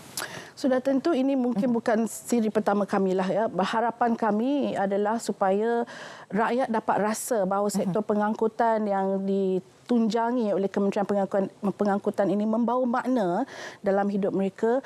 Dan untuk program besok ni kami berharaplah supaya 2,232 peluang pekerjaan ini diperolehi oleh mereka yang sewajarnya. Dan saya juga berharap supaya besok jangan lupa bawa IC, bawalah sekali sijil-sijilnya dan juga resume kalau ada, bagi tujuan pengukuhan aplikasi itu. Dan sudah tentu saya mengharapkan orang ramai datang, ambil peluang ni, berjumpa dengan Kementerian Pengangkutan dan agensi-agensi di bawahnya yang sangat tak sabar dengan nak berjumpa dengan orang ramai. Itu dia program kerjaya pengangkutan bersama dengan Kementerian Pengangkutan dinilai besok 23 sehingga 24 September dari jam 10.30 pagi hingga 5 petang. Terima kasih banyak-banyak kepada Dr. Siti Muhazzah Sheikh Zainal, Setiausaha Bahagian Perancangan Strategik dan Antarabangsa Kementerian Pengangkutan, dan sudi bersama dengan kita pada hari ini. Baiklah, kita akan ke Met Malaysia pada kali ini untuk kita meninjau tinjauan cuaca. Rakan pelapur sudah pun bersedia. Kita ke Met Malaysia sekarang. Silakan.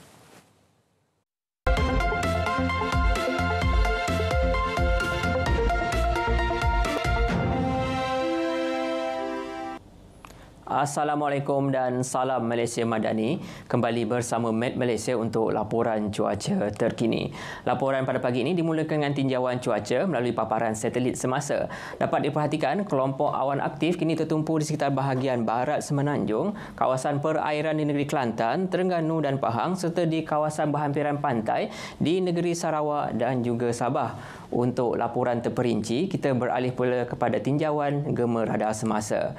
Dapat diperhatikan pada ketika ini di sekitar Semenanjung, keadaan cuaca lembap di sekitar bahagian barat Semenanjung dengan keadaan cuaca hujan di beberapa kawasan kini sedang tertumpu di sekitar Pulau Pinang, Perak, Selangor, wilayah Persekutuan Kuala Lumpur dan Putrajaya dan juga di Negeri Sembilan.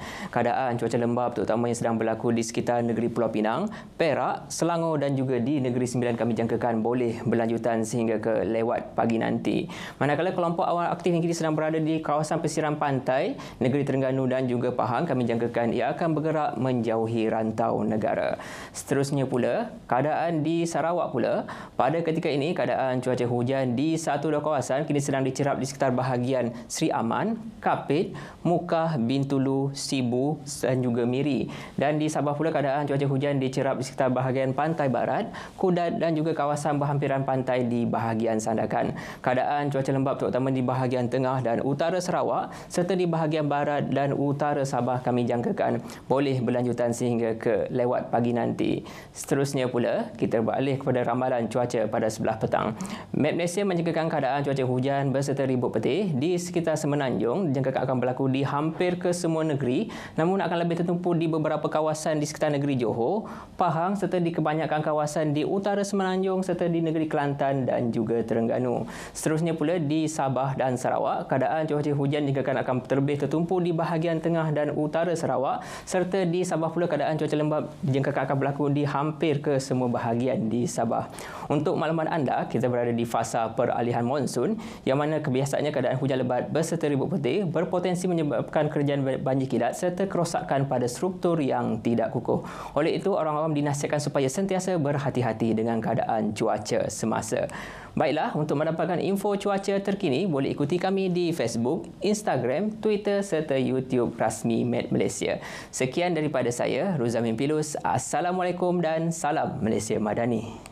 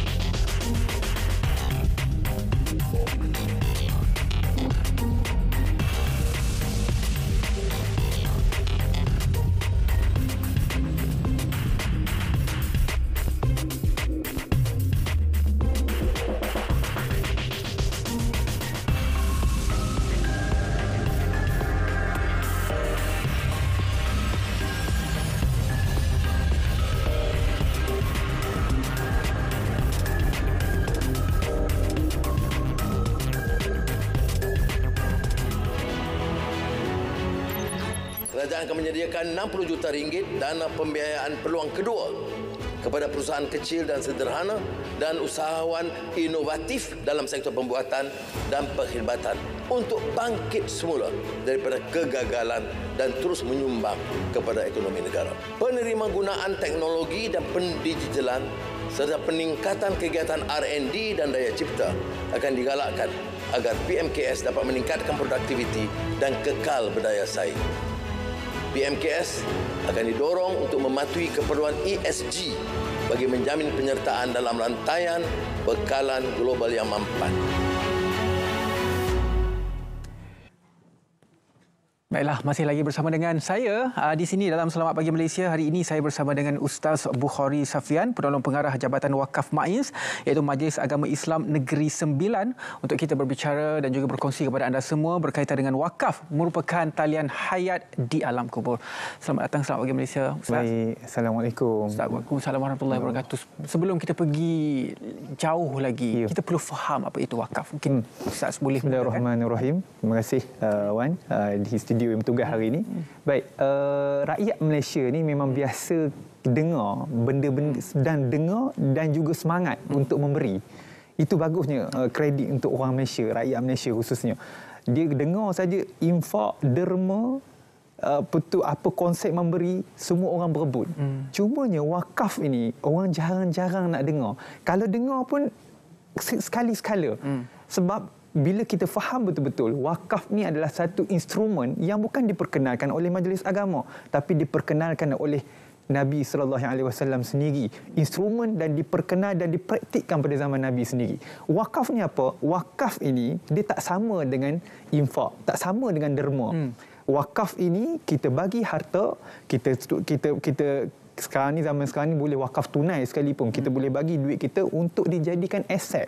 Majlis agama terima apa-apa dalam bentuk aset ataupun wang tunai sendiri sekalipun, kita jadikan aset untuk ditahan harta tersebut. Untuk apa? Untuk dimanfaatkan oleh komuniti, oleh orang Islam atau bukan Islam sendiri. Uniknya, itulah wakaf secara umumnya. Jadi apa beza dengan infak dan juga sedekah? Bila kita cerita pasal infak, sedekah, benda ni sama. Kalau zakat, orang faham. Zakat ni memang wajib. Tapi kalau infak, derma, wakaf, dia sama hukumnya, sunat. Tapi yang membezakan dia adalah berdasarkan hadis yang diriwayatkan oleh Imam Muslim. Iza matal insan qata'a anhu amaluhu illa min salas. Apabila kita mati ni Wan, apabila kita mati tuan-tuan dan puan-puan, putus semua amalan. Amalan kita ni terputus melainkan Nabi kata 3 perkara aja. 3 perkara inilah yang menjadikan talian hayat kita di alam kubur. Berdasar tajuk kita tadilah. Maksudnya pahala ni masuk. Nabi letak yang pertama sedekahun jariyah. Yang kedua ilmu manfaat, ketiga anak soleh. Ulama bincang apa maksud sedekahun jariyah. Kalau sedekah biasa kita faham, tapi Nabi ikat perkataan jariyah. Antara ulama yang bincangkan berkaitan dengan apa maksud tu adalah Imam An-Nawawi ketika mana mensyarahkan hadis ini dalam Sahih Muslim. Imam Nawawi kata yang dimaksudkan oleh Nabi adalah wakaf. Jadi bayangkan tuan-tuan dan puan-puan, kita Abu Wan sendiri, wakaf ni Nabi tekankan sebagai yang pertama. Sebab bila kita mati, pahala infak, pahala sedekah, dia berhenti. Tapi wakaf ini, dia masuk mengalir tanpa henti. Bayangkan duit kita masuk tiap-tiap minit, tiap-tiap detik. Betapa seronoknya kita. Itulah yang kita katakan sebagai talian hayat di alam kubur. Okey, di MAIS sendiri, apakah sektor utama yang terdapat dalam aspek wakaf ini di Negeri Sembilan? Di Majlis Agama Islam Negeri Sembilan, kita tawarkan orang yang berwakaf tunai dengan kita, orang yang potong gaji dengan kita. Kita salurkan kepada 4 sektor. Antara sektor yang kita salurkan adalah kesihatan. Saban tahun, tiap-tiap tahun pun memang kita salurkan ke arah kesihatan. Contoh Ustaz, contohnya kita bagi mesin hemodialisis. Kita bagi katil-katil kepada pesakit sampai hari ini. Mesin oksigen, mesin hemodialisis, katil diguna pakai oleh pesakit-pesakit tak kira Muslim ataupun bukan Muslim itu sendiri. Itu nak kata berpanjangan tu. Itu satu sektor. Sektor lain adalah pendidikan. Di Majlis Agama Islam Negeri Sembilan ni Wan, kalau pergi Negeri Sembilan, kita ada Darul Asnaf dengan Kompleks Saadah. Darul Asnaf ni untuk anak-anak asnaf, Kompleks Saadah ni untuk pembangunan mualaf. Bangunan dia tu yang menarik itu adalah bersumberkan wakaf. Dia bukan sumber orang ramai kutipan derma, tidak, tetapi wakaf. Bayangkan asetnya, bangunannya, peralatan dalamnya, semuanya bersumberkan wakaf. Datang daripada mana Wan? Datang daripada sumbangan yang kita buka iklan pada orang ramai. Sekarang dia tertera di bawah. Itu antara peluang, ruang dan kita nak bagi kepada semua masyarakat. Tak kira apa negeri sekalipun. Wakaf ni dia rentas negeri. Dia tak sama dengan zakat. Dia boleh, kita duduk kat Jepun sekalipun boleh berwakaf. Kita duduk dekat mana negeri sekalipun, di Sarawak misalnya, boleh berwakaf dengan Majlis Agama Islam Negeri Sembilan. Sekarang ni wakaf itu mudah. Adakah hanya bentuk wang tunai saja yang diterima oleh MAIS? Tak juga Puan. Puan, untuk maklumat Puan dan juga sidang penonton sekalian, kita bukan sekadar menerima wang tunai sahaja. Kita juga boleh menerima dalam bentuk aset yang lain. Contohnya nak berwakaf rumah, ramai berwakaf rumah. Berwakaf tanah, ramai berwakaf tanah. ramai, maksudnya aset dalam bentuk kekal. Cuma baju tak boleh lah. Dia ada syarat-syarat dia nak berwakaf ni. Dia tak boleh barang-barang yang tak memberi manfaat yang panjang. Wakaf TV, boleh tak? Wakaf TV tak boleh lah. Manfaat wakaf untuk TV itu boleh lah. Maksudnya kita sewa, kita beli pula TV daripada harta wakaf itu sendiri. Itu boleh lah. Cumanya wakaf ni mestilah tuntasnya berkekalan tu panjang. Tanah, rumah dan juga wang tunai. Wang tunai kita yang beli. Jadi apakah kaedah-kaedah yang boleh dilakukan oleh mereka ataupun proses yang perlu mereka lakukan untuk kalau sesiapa saja berminat untuk berwakaf di MAINS? Hari ini hari Jumaat. Hari Jumaat, hari mulia. Kalau kita bagi sedekah berganda-ganda hari ini. Buat pula kita bagi wakaf pula hari ini.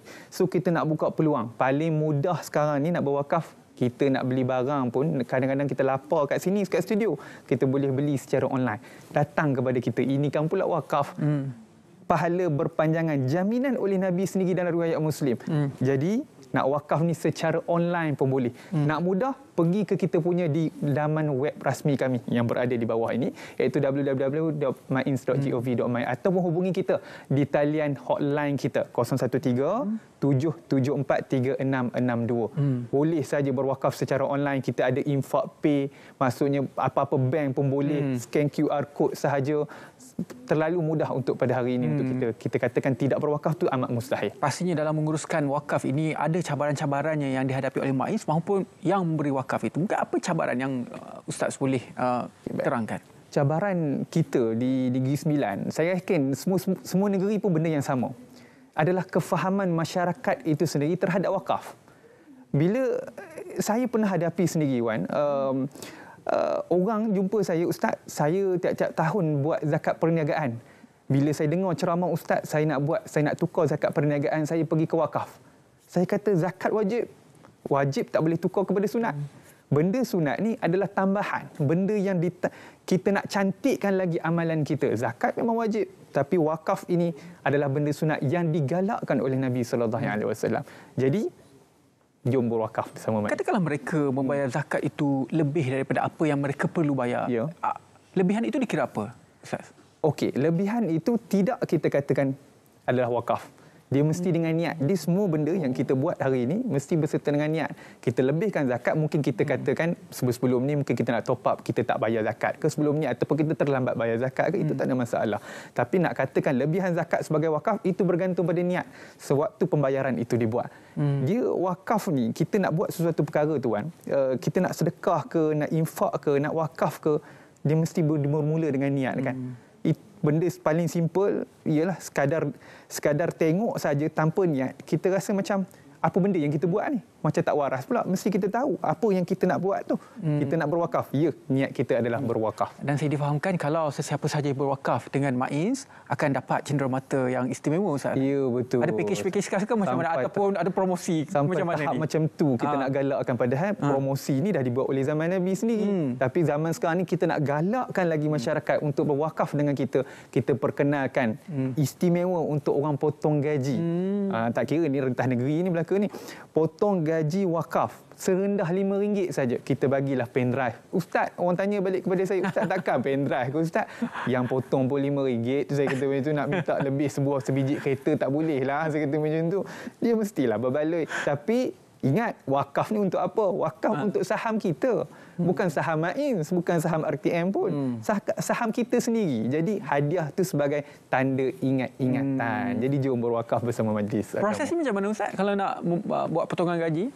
Okey, senang saja. Dengan proses nak buat potongan gaji bersama dengan zakat Negeri Sembilan? Ya, dia sama. Pergi ke www.mains.gov.my.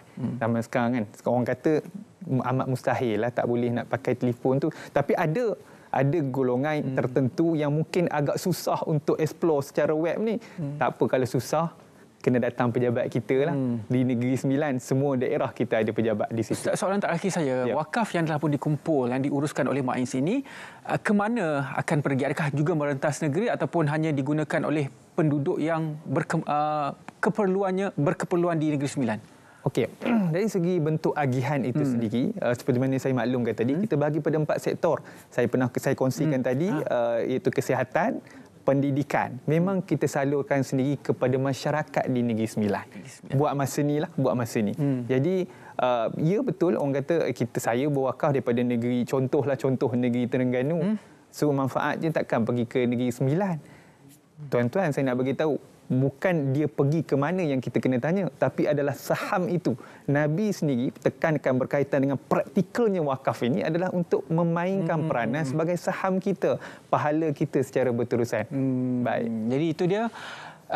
Anda kalau ingin berwakaf bersama dengan Mak Ins, segala informasi ada tertera di kaca TV anda. Anda boleh hubungi Mak Ins. Terima kasih banyak-banyak kepada Ustaz Bukhari Safian, Penolong Pengarah Jabatan Wakaf Majlis Agama Islam Negeri Sembilan, kerana sudi bersama dengan kita pada hari ini berkongsi berkenaan wakaf merupakan talian hayat di alam kubur. Terima kasih banyak-banyak Ustaz.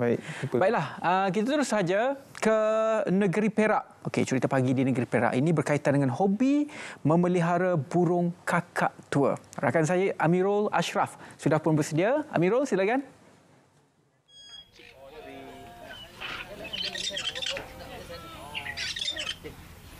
Baik, terima kasih. Saya kini berada di Silver Lake Village, Batu Gajah bagi berkongsi mengenai hobi memelihara burung kakak tua. Bersama saya ketika ini Presiden Persatuan Burung Kakak Tua Negeri Perak, iaitu Encik Ismail Hashim. Apa khabar Encik? Assalamualaikum. Waalaikumsalam. Alhamdulillah baik.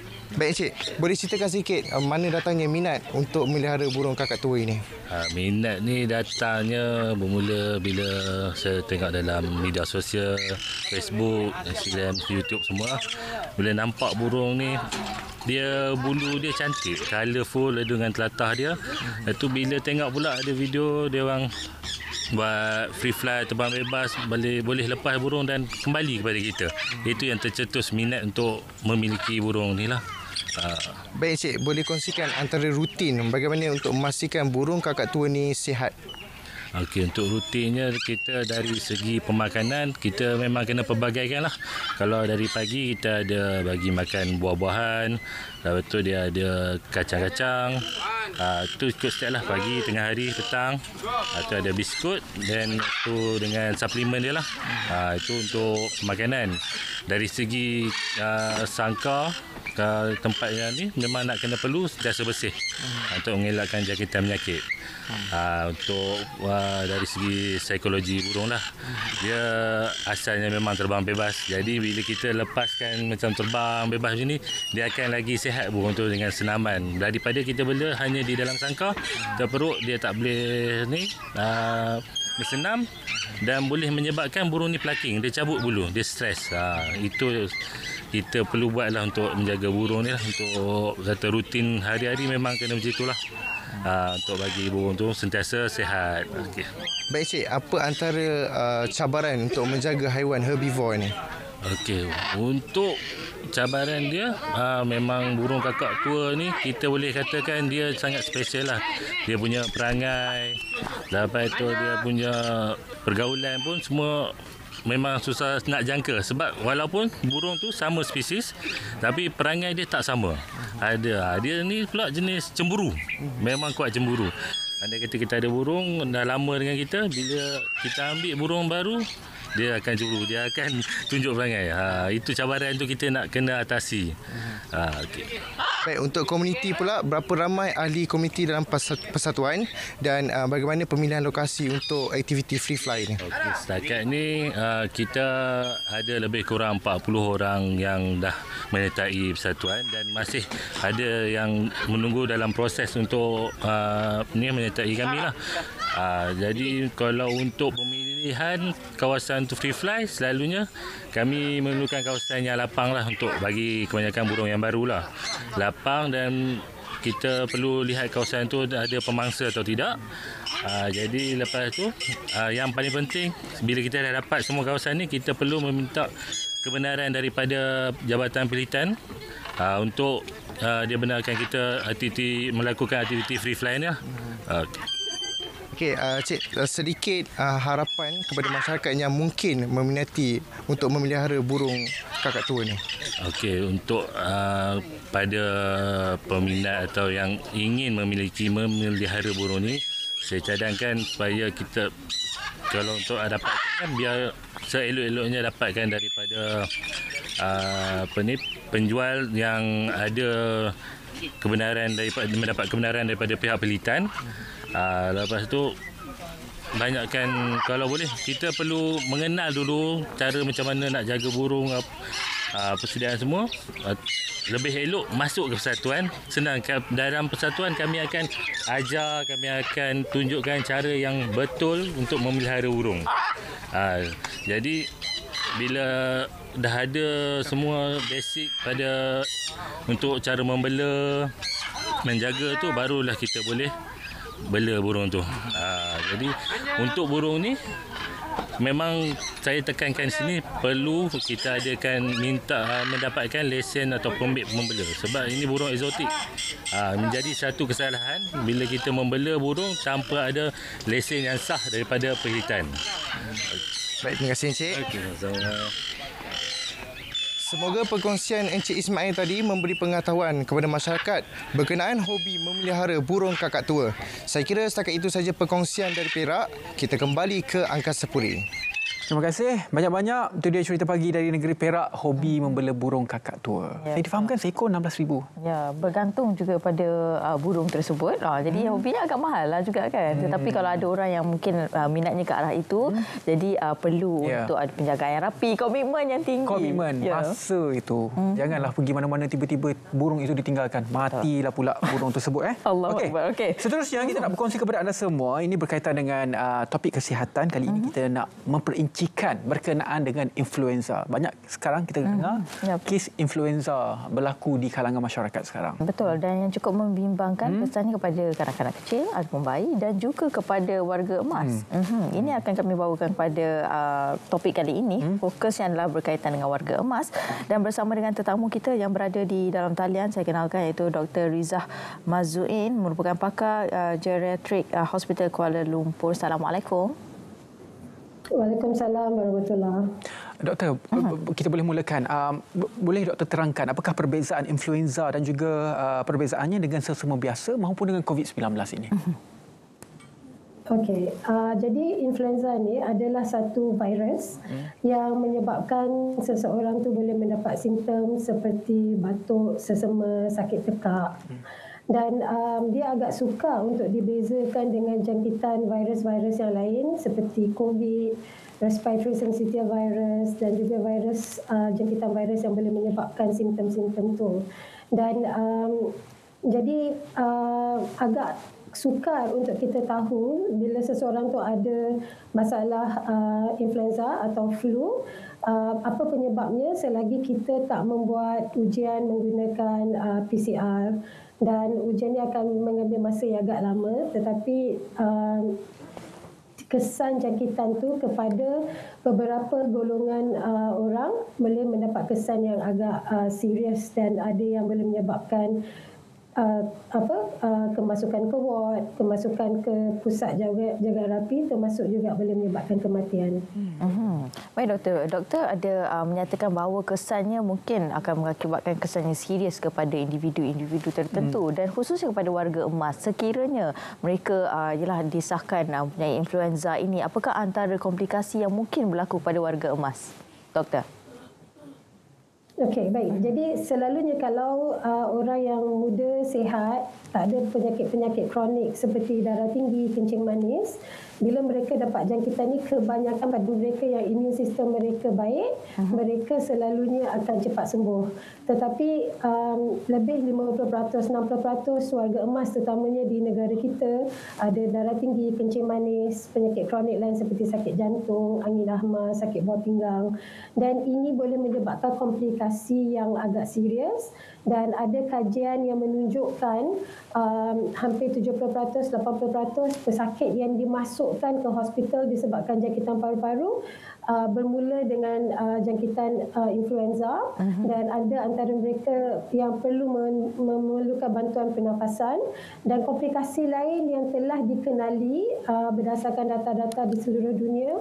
Jangkitan influenza juga boleh menjadikan seseorang itu berisiko tinggi untuk mendapat stroke, angin hama ataupun serangan jantung, dan komplikasi-komplikasi daripada serangan jantung seperti jantung lemah dan sebagainya, dan sehingga membawa kematian. Doktor, saya difahamkan telah mewujud garis panduan pencegahan influenza untuk warga emas ini. Boleh doktor terangkan mengenai garis panduan ini? Betul. Jadi saya dan beberapa ahli jawatankuasa dalam kita panggil sebagai Malaysian Influenza Working Group telah melihat kepada data-data dan publications daripada seluruh dunia mengenai apa prevention, langkah-langkah pencegahan dan juga rawatan yang kita boleh berikan kepada pesakit-pesakit yang berisiko tinggi apabila mendapat jangkitan influenza. Dan daripada perbincangan kami, agak lama juga kita meneliti segala kita panggil sebagai evidence-based medicine berdasarkan fakta-fakta yang ada. Kami telah memberikan beberapa garis panduan kepada mereka yang bergolongan berisiko tinggi, untuk mendapat komplikasi daripada jangkitan influenza. Dan antara golongan yang memang berisiko tinggi adalah mereka yang berumur 65 tahun ke atas, warga emas kita, dan juga mereka yang ada penyakit-penyakit kronik. Dan golongan emas adalah di antara salah satu golongan. Ada juga golongan lain seperti petugas kesihatan seperti saya sendiri ambil flu vaksin every year sebab saya berisiko. Dan juga golongan-golongan yang berimun sistem rendah lah. Baik doktor, dan bagaimana? Seterusnya? Jadi kami juga telah kami telah mengadakan satu kempen ataupun menyokong kempen untuk mendapatkan vaksinasi percuma terutama untuk warga emas di penduduk di Malaysia, kerana kita melihat kepentingan pencegahan daripada mereka mendapat jangkitan ini dan komplikasi. Warga emas kalau mereka dapat jangkitan, dia tak macam orang biasa. Orang biasa kalau teruk masuk ward mungkin 3-4 hari dah keluar. Warga emas mungkin akan sadia pada satu masalah menjadi satu komplikasi yang berterusan, kadang-kadang sampai 1 bulan pun mereka tak dapat keluar ward. Jadi kos rawatan sangat tinggi dan kesan sampingan daripada hospitalisation tu adalah sangat-sangat bahaya sebenarnya. Ada banyak kesan yang buruk kepada warga emas. Oleh itu kami semua bersependapat, saya pakar geriatrik, pakar warga emas, berpendapat yang cara paling baik untuk mengelakkan atau menghadapi masalah jangkitan influenza di kalangan warga emas adalah bukan untuk merawat, tetapi adalah cara terbaik adalah mencegah dengan mendapatkan vaksinasi. Dan oleh itu kami memang menjalankan suatu kempen yang boleh disertai oleh orang ramai untuk mendapatkan vaksinasi secara percuma kepada warga emas. Dan doktor, vaksinasi influenza ini disarankan untuk mengambil setiap tahun lah. Jadi sebenarnya ia juga bukan kepada warga emas saja tertumpu juga kepada golongan berisiko seperti yang doktor jelaskan tadi. Dan apa lagi antara manfaat lain yang mungkin diperolehi daripada warga emas sekiranya mereka mengambil vaksinasi influenza ini setiap tahun, doktor? Baik. Jadi virus flu ni atau influenza ni dia bermutasi dan disebabkan oleh itu tidak ada satu vaksin yang kita boleh bagi dan antibody kita dapat dihasilkan untuk sepanjang hayat kita. Jadi memang untuk ini adalah satu yang agak tipikal sifat virus. Jadi oleh itu kita perlu mengambil vaksinasi setiap tahun. Dan virus flu ni dia ada beberapa jenis, ada H1N1, ada H1N2, ada H3N1 kan. Jadi kadang-kadang setiap tahun kita akan, kalau kita tengok surveillance, jenis virus yang mana tu berbeza-beza. Jadi kalau kita ambil satu vaksinasi dan tahun seterusnya kita tak ambil, ada kemungkinan kita masih berisiko untuk mendapat jangkitan virus influenza daripada jenis yang lain. Ataupun juga kalau kita tak dapat 100% protection, maknanya kalau ada kemungkinan dah ambil vaksinasi kita masih boleh dapat jangkitan virus, tetapi kesan jangkitan itu tidak seteruk kalau kita tak ada ambil vaksinasi langsung, kalau kita tak ada antibody langsung. Ya, jadi maknanya kalau risiko nak masuk ke hospital. 7 daripada 10 warga emas kalau kena flu ada kemungkinan dapat kena masuk rawatan terapi. Mungkin kalau mereka ambil vaksinasi mungkin mereka dapat batuk sesama tapi sekadar macam tu je. Dia tak menjadi jangkitan yang lebih teruk sampai menyebabkan risiko kematian. Okey. Doktor, di bawah MIWG juga yang telah pun disokong oleh MyAPI, kami difahamkan di sini wujudnya telah wujudnya petition yang telah pun dilancarkan oleh MIWG ini. Apakah petition tersebut?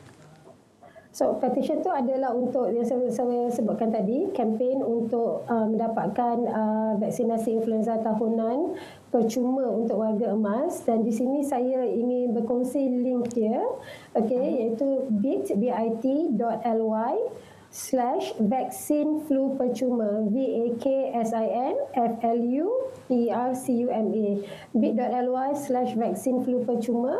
Dan sesiapa yang ada link ni boleh pergi sahaja dan memberikan sokongan supaya kita dapat memberikan vaksinasi influenza secara tahunan secara percuma kepada warga emas. Ini adalah antara kempen yang utama yang kami sokong supaya kita dapat mencegah warga emas daripada mendapat jangkitan flu yang serius. Baik, itu dia. Mencegah itu lebih baik daripada merawat. Baik, dan terima kasih kami ucapkan kepada Dr. Rizah Mazuin, merupakan pakar geriatrik Hospital Kuala Lumpur, berkenaan dengan perincian tersebut. Jadi perlu untuk kita mengambil kira kepentingan untuk mengambil vaksinasi influenza ini untuk melindungi warga emas dan juga golongan yang berisiko. Terima kasih banyak, Doktor. Terima kasih banyak, Doktor. Sama-sama. Okey, sekarang kita akan terus saja ke cerita pagi di negeri Johor. Ini berkaitan dengan komuniti sukan papan luncur. Rakan kami Nur Maisara Ahmad Fauzi ada cerita mengenai perkara ini. Apa saja, kita terus saja langsung bersama dengan Maisara langsung dari Johor Bahru. Maisara, silakan. Silakan.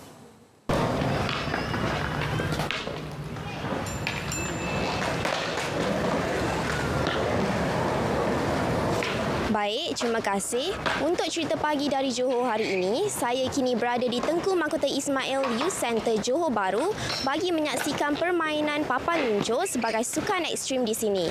Jadi untuk kita tahu dengan lebih lanjut berkenaan permainan ini, bersama saya adalah pengerusi Kelab Skate Selatan, Encik Muhammad Jihan Muda. Selamat pagi Encik, apa khabar? Selamat pagi, khabar baik, alhamdulillah. Okey, baik. Mungkin Encik boleh kongsikan lebih lanjut dengan penonton berkenaan perkembangan semasa komuniti papan luncur di Johor ini. Adakah ia semakin meningkat naik? Alhamdulillah, perkembangan yang saya lihat memang betul-betul meningkat naik drastik. So, apa yang kita boleh nampak di sini, pelbagai golongan anak muda dari peringkat umur lah, daripada bawah hingga ke atasan. Okey, bagaimana pula dari segi penyertaan? Komuniti papan luncur di Johor kini ia melibatkan golongan apa? Okey, dari segi penyertaan yang saya sebutkan tadi, bergantung kepada pahad umur lah. Paling rendah pahad umur 6 tahun ke atas lah, hingga ke pihak peringkat yang berkejaya. Itu saja. Okey. Dan bersama saya yang seterusnya adalah perancang seni dan budaya komuniti JB S4L, Encik Nuralwan Hakim. Baik, mungkin Encik juga boleh kongsikan dengan penonton apa perbezaan bermain papan luncur di skatepark ini berbanding dengan jalanan. Papan luncur jalanan dan skatepark lebih tersusun untuk diorang. So benda ni dah dipatternkan. Kalau di jalanan diorang lebih terbuka. So as in terbuka, diorang bebas. It's like a plain canvas. So diorang boleh draw apa diorang nak. Perspektif dia sangat berbeza. Okey, bagaimana pula perbezaan kalau lihat komuniti papan luncur sekarang dengan dahulu? Compare dulu dengan sekarang, media sosial sangat membantu. So kemudahan media sosial sekarang lebih terbuka untuk diorang mengambil info-info compare dengan dulu. So dulu lebih agak limited untuk diorang. So kemudahan ni sangat berguna untuk perkembangan skateboard dunia sekarang. Okey. Baik, terima kasih Encik atas perkongsian tersebut. Saya kira setakat ini sahaja perkongsian saya untuk cerita pagi Johor. Saya pun ingin mencuba permainan sukan papan luncur di sini. Jadi kita kembali ke Angkasa Puri. Terima kasih. Terima kasih. Banyak-banyak Maisara langsung dari Johor berkaitan dengan komuniti sukan papan luncur. Baiklah, selepas ini kita akan bersama dengan Raja Sofia bersama dengan Datuk Alif akan mempromosikan. Kali ini Datuk Alif akan membawakan set bersalin Mama Gorgeous. Jadi sesuai untuk ibu-ibu yang sedang mengandung sekarang menantikan kelahiran cahaya mata. Kita akan bersama dengan Datuk Alif untuk mempromosikan projek dari The Herbs Telajak Laris. Tapi sebelum itulah mungkin sedikitlah untuk kita kongsikan dalam Selamat Pagi Malaysia pada hari ini. Besok jangan lupa dalam Selamat Pagi Malaysia pada hari esok kita juga akan berlintas langsung untuk kita mengetahui serba sedikit berkenaan dengan situasi penamaan calon. Besok untuk situasi penamaan calon di N36 Dun Pelangai Pahang. Jadi besok bersama dengan Hani dan juga Munawar siaran Selamat Pagi Malaysia bermula jam 8 pagi dan kita panjangkan sedikit untuk kita mengetahui perkembangan penamaan calon N36 Dun Pelangai di negeri Pahang dan dan siaran Selamat Pagi Malaysia ini akan bersiaran sehingga pukul 10.30.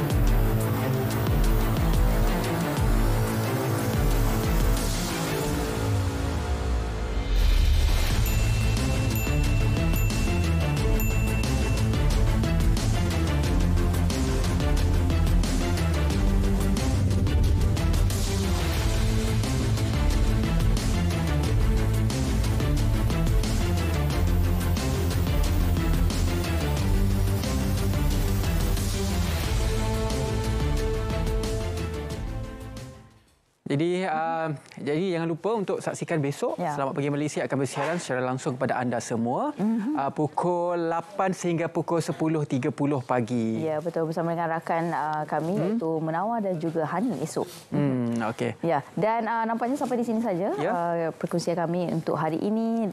Moga hari ini apa yang kami kongsikan dapat memberi manfaat buat anda semua insya-Allah. Jadi yang baik itu sama-sama kita praktikkan, yang buruk itu sama-sama kita jauhkan insya-Allah. Dengan itu kami mengundur diri dahulu. Assalamualaikum warahmatullahi wabarakatuh. Saya Ridwan dan juga saya Raja Sofia Raja Arif. InsyaAllah esok juga kita akan sentiasa memberikan kepada anda informasi-informasi terkini dan esok merupakan penamaan calon N36 Pelangai Negeri Pahang dan juga jangan lupa untuk turun mengundi pada 7 Oktober 2023 dan kami di Berita RTM akan sentiasa bawakan perkembangan dari semasa ke semasa berkaitan dengan perkara-perkara yang cukup penting dan juga esok sekali lagi kami maklumkan kepada anda siaran Selamat Pagi Malaysia akan bersiaran pukul 8 sehingga 10.30 pagi bersama dengan Hani dan juga Munawar. Ya, betul. Bagi anda yang terlepas menonton jangan risau, anda juga boleh menonton kami menerusi RTM Klik ataupun juga di TikTok. Mudahkan anda di hujung jari saja. Jadi jangan risau, anda boleh mengetahui apakah antara topik-topik yang telah tertinggal untuk menonton kembali. Okey. Dengan itu Assalamualaikum warahmatullahi wabarakatuh. Saya Ridwan dan juga saya Raja Sofia Raja Arif. Assalamualaikum. Bye.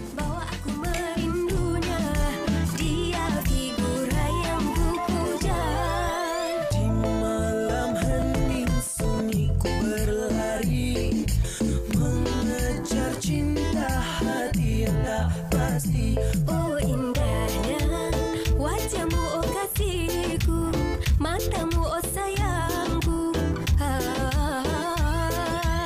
Oh mungkinkah figura ya habibi, figura ya habibi, figura ya habibi, figura yang ku cinta. Mungkinkah figura ya habibi, figura ya habibi, figura ya habibi, figura yang ku cinta. Mahma zamani yaqul wal hubbi bina yazul winsak mish ma'ul bitalaq al-ghali. Tolong katakan padanya bahwa aku mencintanya. Dia figura yang ku cinta. Oh sang mentari, coba katakan padanya bahwa aku merindunya. Dia figura yang ku puja.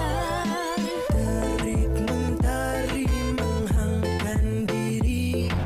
Cinta ini harus aku akui. Oh mungkinkah figura, figura, ya habibi, figura, figura, ya habibi, figura, figura, ya habibi, figura yang ku cinta.